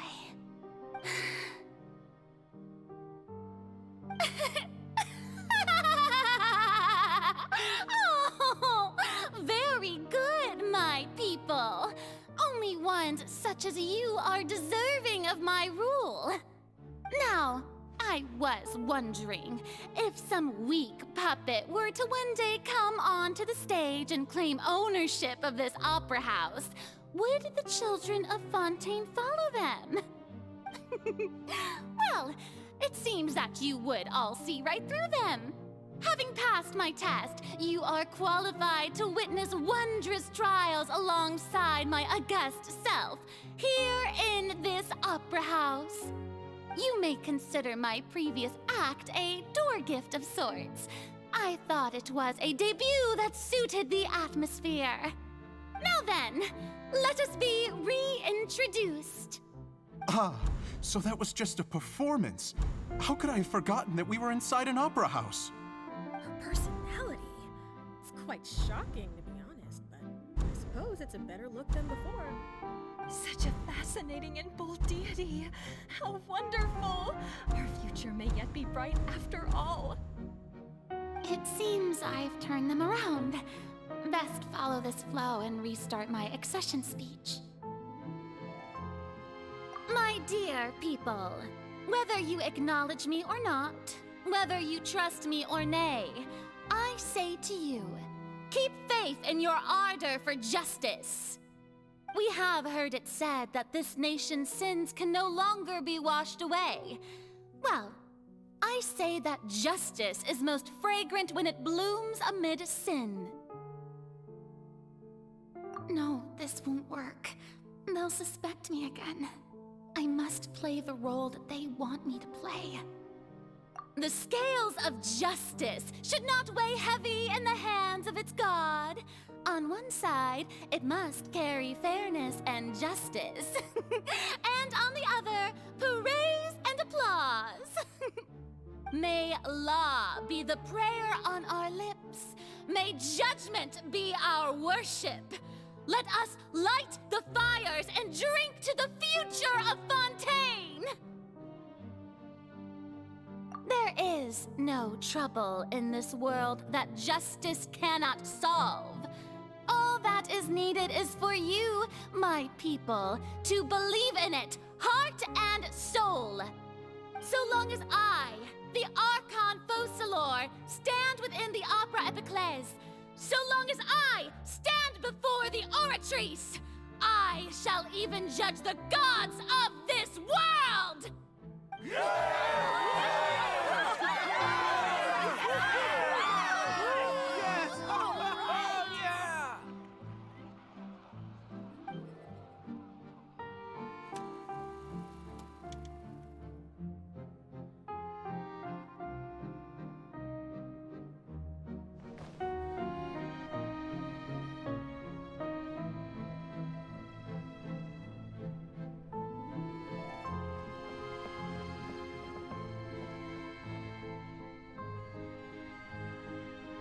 Lady Furina, here are today's case reports, as well as a summary of the follow-up for your perusal. Come now, was I not just at the Opera House in person? Leave these kinds of things to Neuvillette. Besides, none of these trials were the one that I'm looking forward to the most. If I may be so impertinent, what kind of trial are you truly looking forward to? A magnificent, dramatic, and wondrous trial. A trial to end all things. How could you hope to understand? That's true, I fear I lack the ability to grasp your divine thought, Lady Archon. No need for fright, and do not take what I said before too seriously. Go now, do your duties. The trial I await. It will come one day.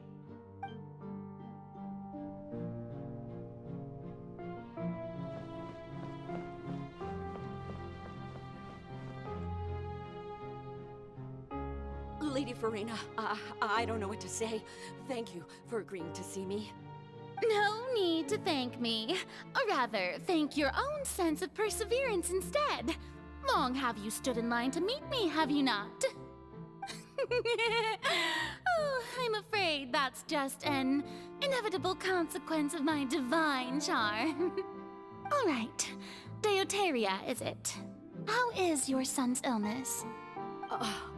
You remembered me, and you knew of my family, too. He is doing much better now. In fact, he is far more of an ardent believer than I. He was the one who forced me to seek an audience with you, and to bring your words back to him. Oh, good. Very good. If this should happen again in the future, please do not hesitate to come and tell me. Going down to citizens' homes every so often, while not usual practice, should serve as a fine change of pace. You're such a gentle and wise god. Thank you once again, on behalf of my son.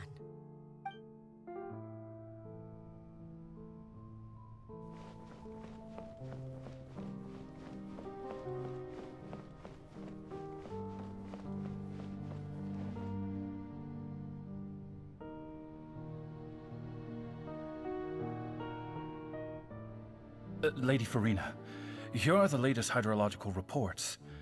As for the specific parameters you asked to take note of, I'm afraid things still don't look good.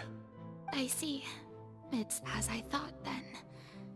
As your god, I did already expect this, but I wanted to see how far your human wisdom would allow you to analyze it. All manner of signs indicate that the prophecy will still come to pass. Forget it. That's not something you need to worry about right now. Well, as I understand it, the Fontaine Research Institute is also trying to find a way to counter the rising water levels. Really? Have they found anything? I'm afraid that they haven't found any effective solution thus far. Oh, is that so? Well, no wonder. This issue has reached the realm of the gods, after all. Still, their spirit is praiseworthy.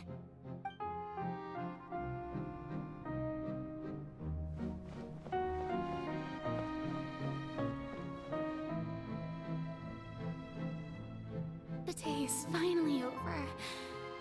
I haven't had a moment to breathe this whole time. But it's good to see that everything's getting on track. There are no longer any voices of suspicion. Maybe this is fine. I just need to keep going, and everyone will be saved. Alright, Furina, don't think too hard about this. You need rest. Tomorrow's a new day.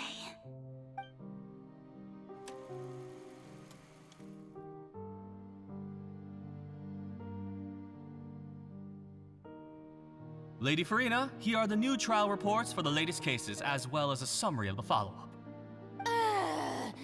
There'll be no need for that. I've seen them already.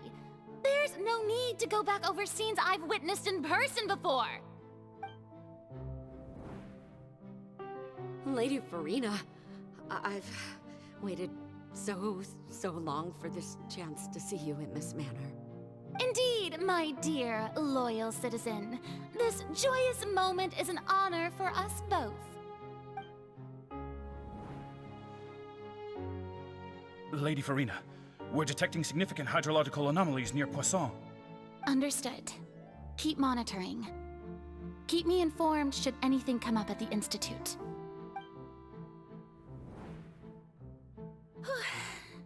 I don't think I let anything slip today. I must show the people that there is nothing to worry about. I just don't know when these days will end. I feel utterly exhausted. Best to rest early today, too.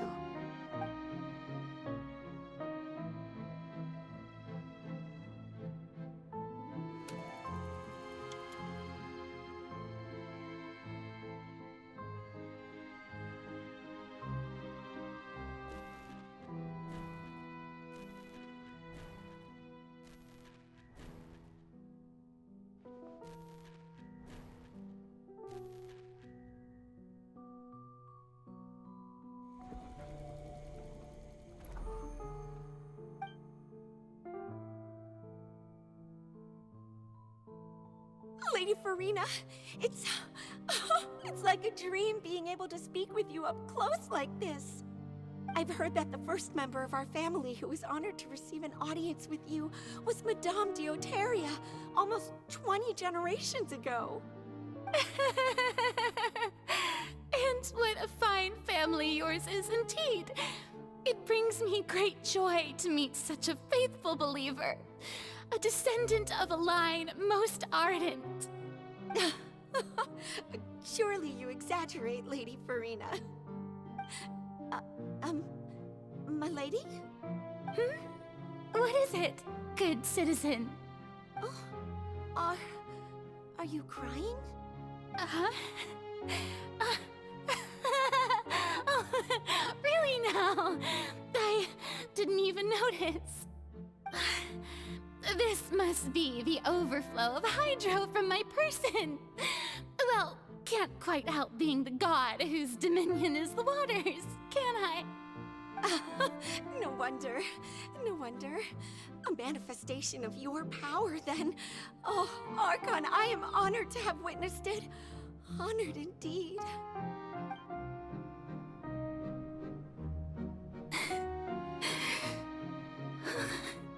So interminable.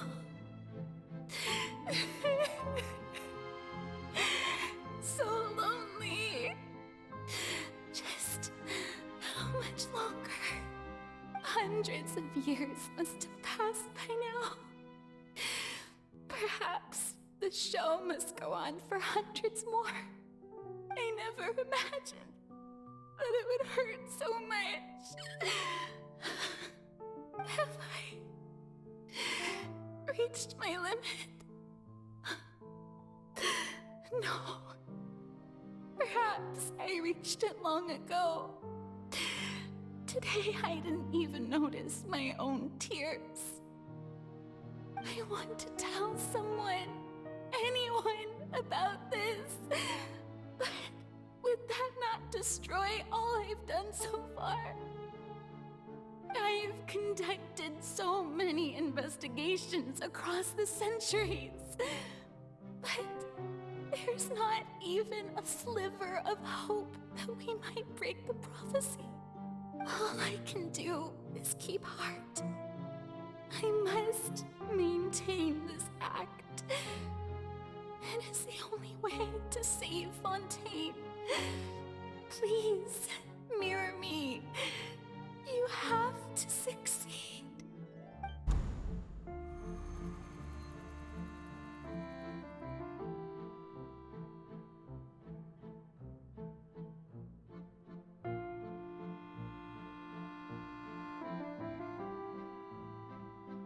Furina, you don't have to shoulder this burden alone. Although I don't know what you might be keeping from everyone, your people are more than willing to share your burden with you.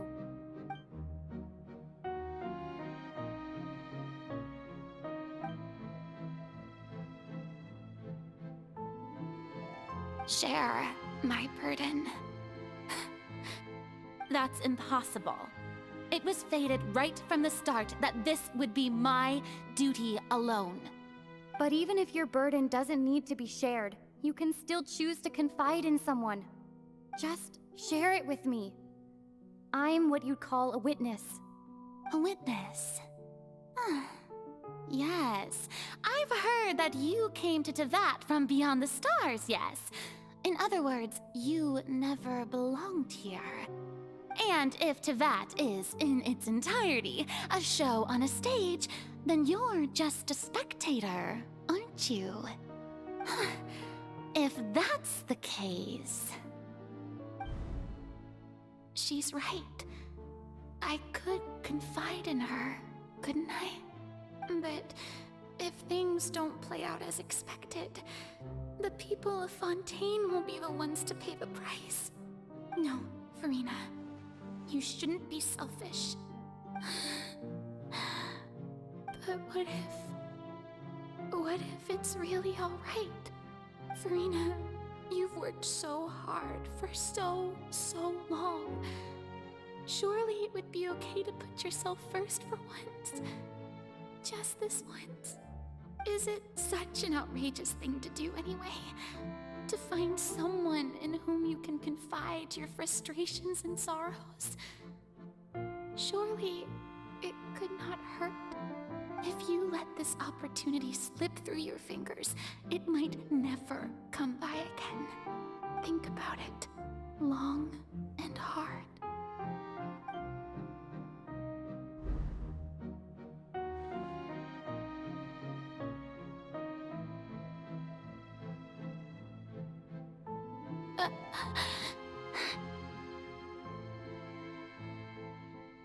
No, I have nothing to say. I am Furina, the Archon of Fontaine. Everything will surely get better. All you need to do, dear spectator, is to witness my performance until the curtains fall.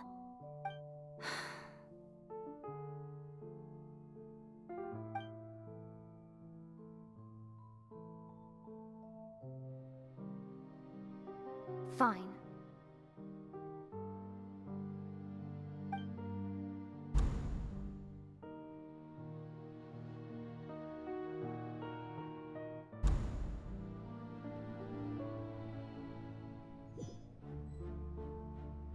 So even Furina doesn't know the truth?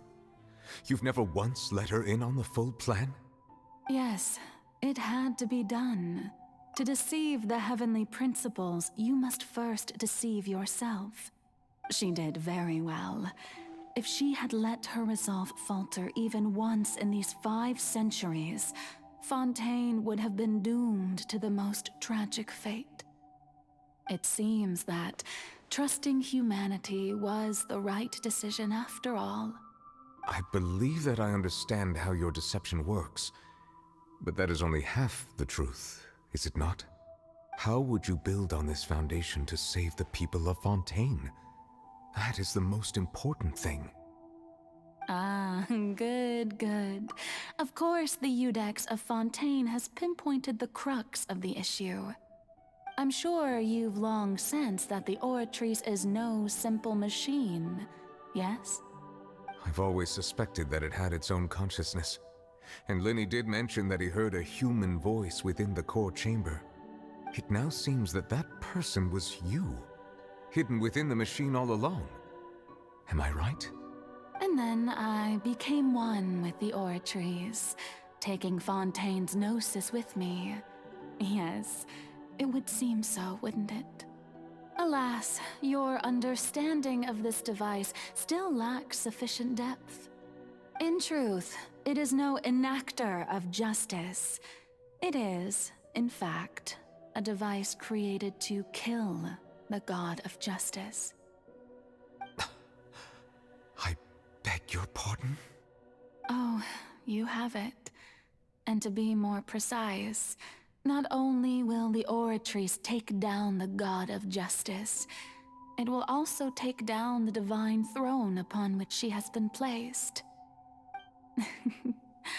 I mean, did you think I would be the sort to enjoy peaceful repose while Furina suffered?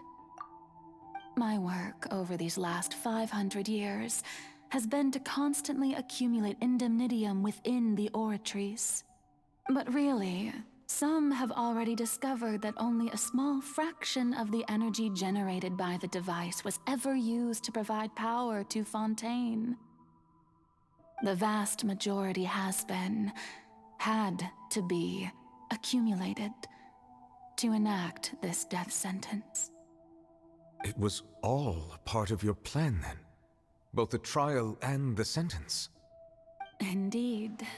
This power, accrued over 5 centuries, could have sustained Fontainians for millennia had it only been used for that purpose. Almost all of it has now been stored within the oratories. But only power of this magnitude could hope to destroy the Hydro Archon's divine throne, shaking the rules established by Celestia and breaking through the institution that is the Seven. So the Oratrice's call for death was for neither Furina nor Focalor, but for the Hydro Archon. The destruction of that divine throne. If I do not misunderstand your intent, you must be... returning what's rightfully yours to you, of course. In other words, this was all done to return the authority of the Hydro Archon to the Hydro Dragon of this planet. But...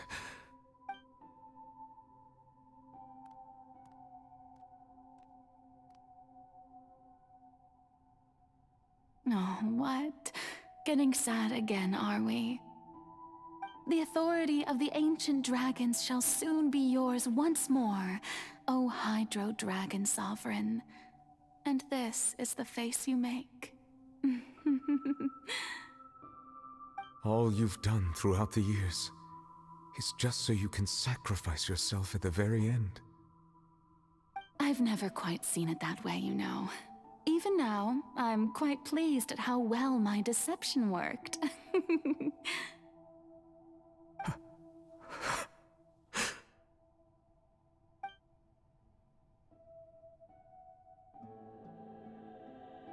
Hydro Dragon,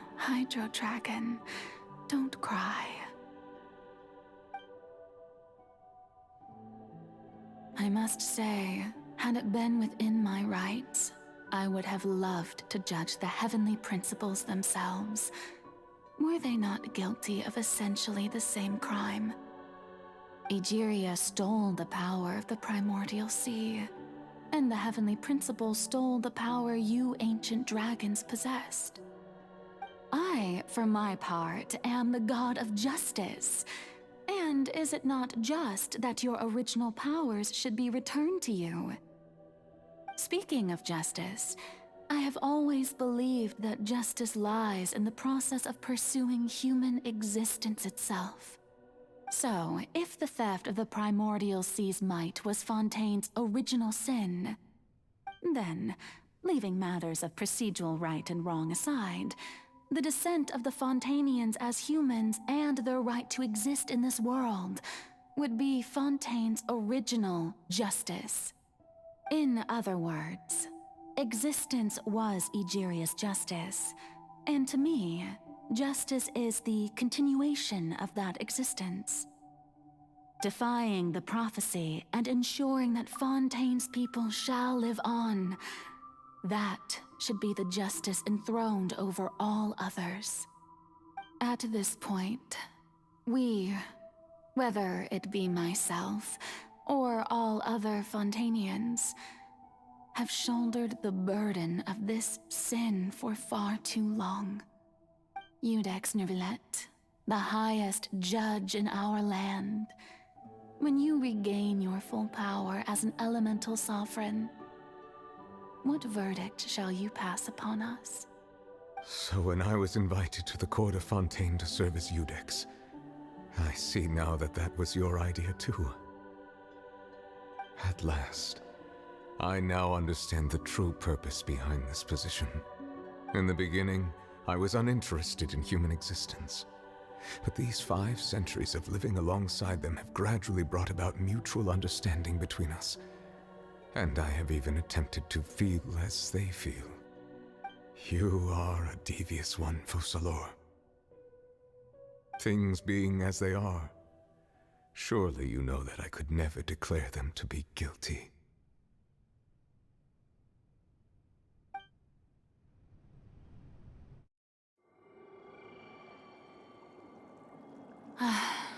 The hour of my execution is almost here.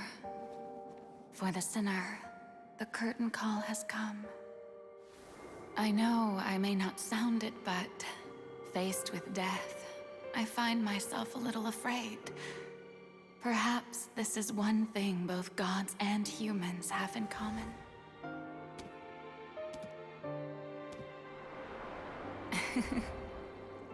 Farewell, Nervillet. I hope you've enjoyed the part you played these 500 years.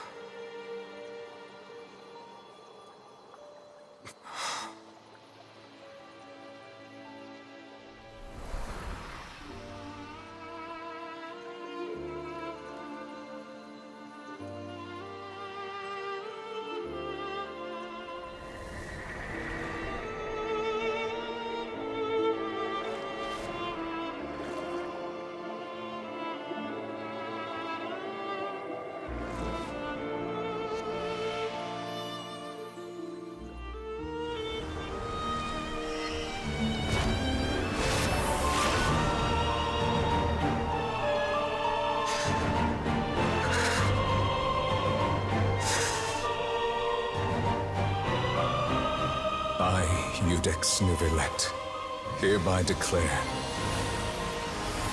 people of Fontaine, your sins are forgiven.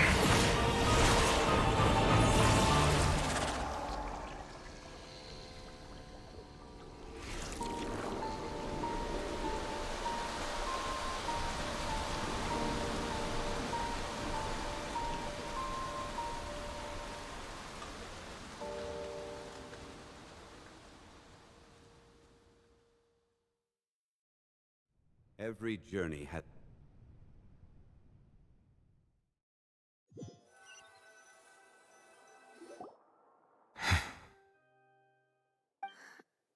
What just happened?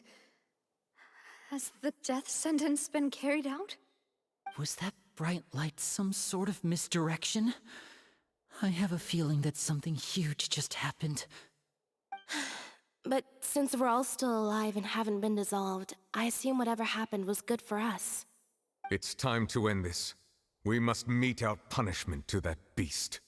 Didn't you say just a moment ago that it can't be defeated?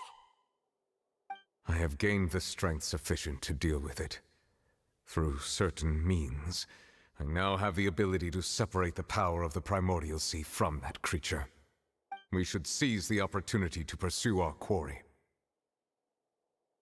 Traveler, now that the oratories can no longer function, I require an executor to help me mete out justice. The root of the calamities befalling Fontaine, the beast that enacts the prophecy.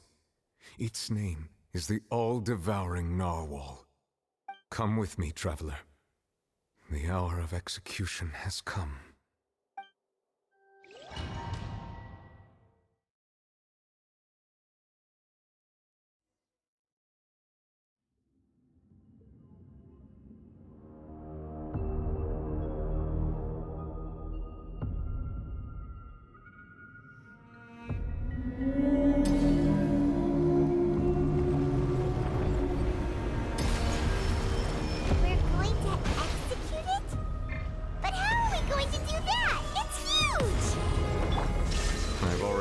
Best to separate the power of the Primordial Sea from the way. Considering the size of the beast, I cannot reach the power source. Unless we can find a way to attack it from within. I shall spare a talk to the ancient dragon's power with you. We shall look for an opening together.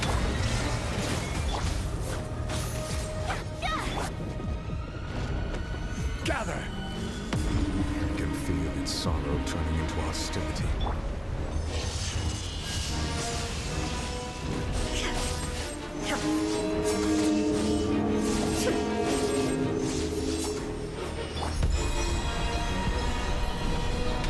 I see everything. I will have order.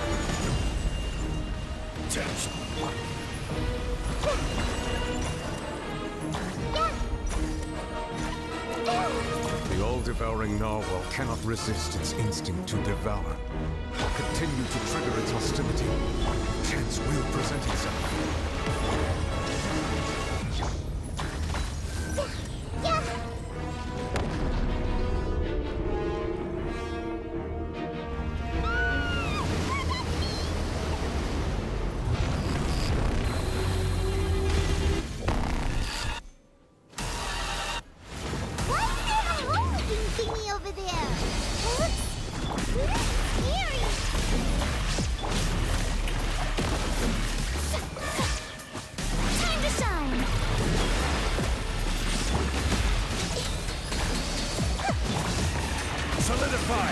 There is no escape!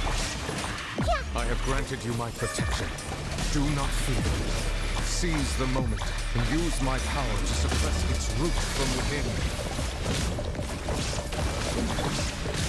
Stabilize!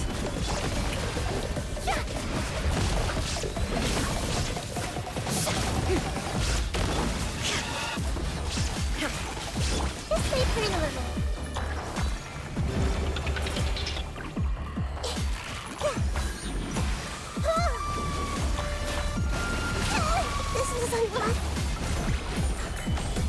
Commit it to memory. Let the world collide!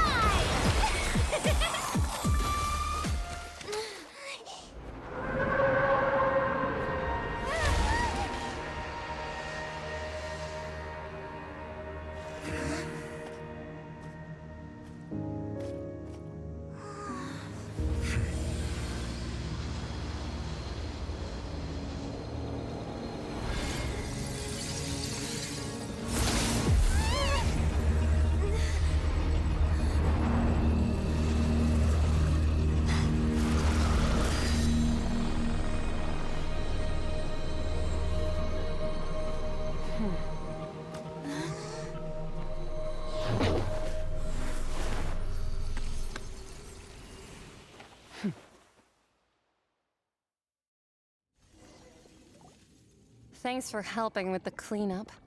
It should have been my job, but... oh well. It was just supposed to be a short private training session for me. I didn't think that my disciple and my master's pet would start brawling in the meantime. Well, actually, I had a feeling that it would happen at some point, but they bumped into one another earlier than I thought. What a blunder. I suppose I'll have to swing my sword 3 million times as penance. That power. Who are you exactly? Paimon has an idea. From what she said earlier, she must be Child's master. Skirk, right? It's just that he gave us the impression that she was the less talkative person. I simply did not have anything to say to the weak. But you, on the other hand, managed to defeat the all-devouring narwhal without using power from beyond this world. So you may speak to me as equals. I have to agree. It's a strange use of a planet's primordial waters just to raise an all-devouring narwhal. That kind of power is wasted on it. It's not cooperative, it eats too much, and I have more important things to do with my time than pet sitting. The only thing that creature has going for it is its looks. All in all, it fails as a pet. Miss Skirk? I think you might have missed the point. The point being? Well, being that this pet almost destroyed an entire nation. So what sort of person is your master? Well, Child's master's master. Wait, is that right? Oh, right. So you don't know him. Sorry, I assumed you did. His name is Sir Telogi. Huh? I am unfamiliar with that name. Huh. So Master isn't sufficiently famous. How should I describe him then? Have you heard of the name The Fowl? The Fowl? Still nothing? Well, how about the Visionary? Vetterfulnir then? Or Gold Rhine-Daughter? Ooh, that one we've heard! Rhine-Daughter's part of the Hexen Circle. She's Albedo's mom, right? Oh, so you do know that name. To be honest, I also heard all of those names and titles from my master. I don't actually know them either. But I suppose you understand now, yes? My master is likely a similar sort to Rhine-Daughter. They are both pursuing some form of perfection. Wait! Didn't you also mention a visionary person? Paimon didn't quite catch their name. Actually, never mind that. I believe it expedient to inform you that the all-devouring narwhal used up nearly all its strength fighting you. Such roiling hydro energies will prove difficult for the planet's deep seas to digest. As such, the fontaine back on the surface has most likely been thrown into chaos. In other words, the prophecy that you've been fretting over should now be in full swing. What?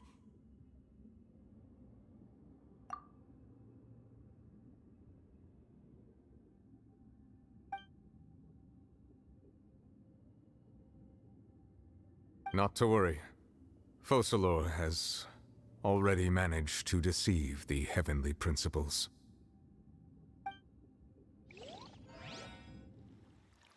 In the end, the people will all be dissolved into the waters, and only Furina will remain, weeping on her throne.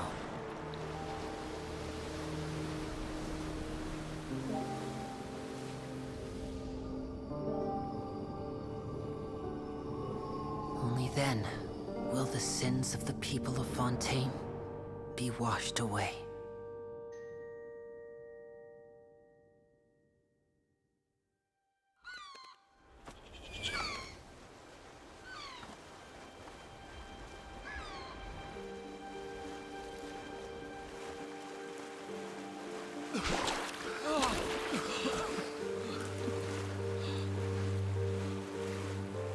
Hey!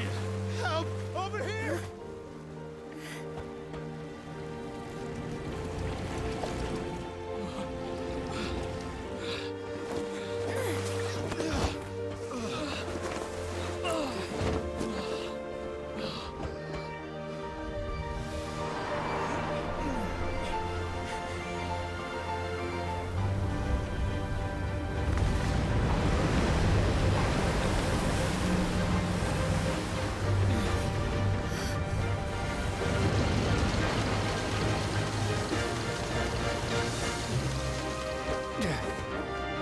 Alliance initiate emergency rescue!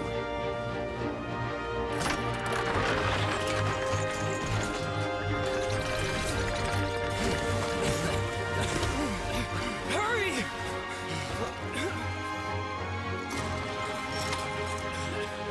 Hey, lend a hand!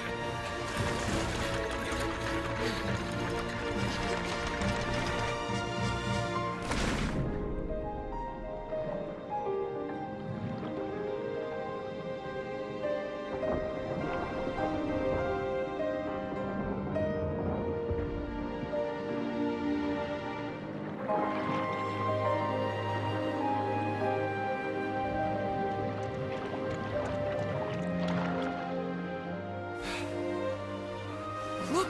The water's receding!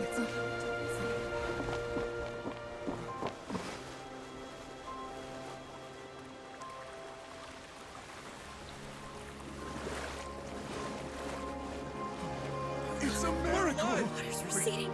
We didn't dissolve. The prophecy was wrong. The prophecy was wrong.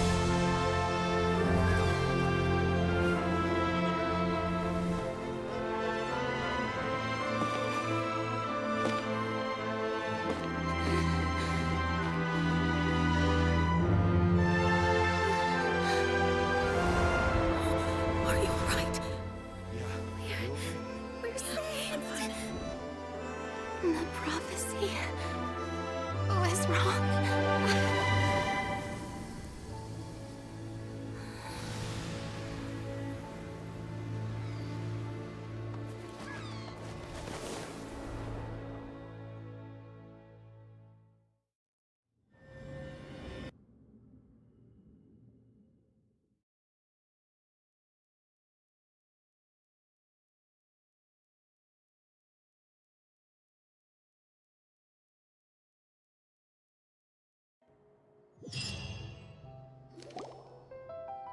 The soil renewed!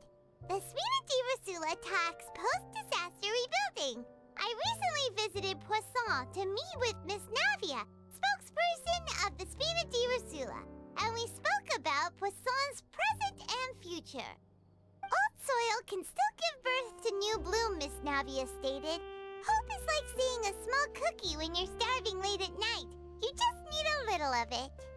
Skyship Winglet, boon or bane of the Fontaine Research Institute.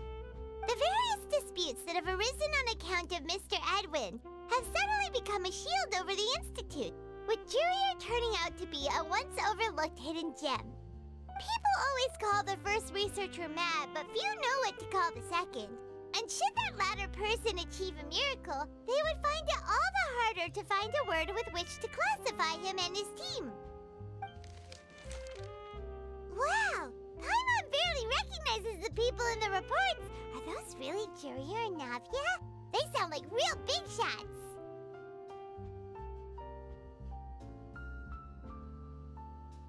What do you think? Pretty enthralling, huh? The Steambird's idea was pretty simple. With the disaster just having passed, we would print a free edition packed to the margins with good news to calm people down. The value for these big scoops lies in their inevitable follow-ups. We'll publish further reports and go into the stories behind those people. Edwin's assistant, Jurier, created a true flying ship, while Navia is leading people in the reconstruction of their home. I'm sure that these stories could draw even your well-traveled eye.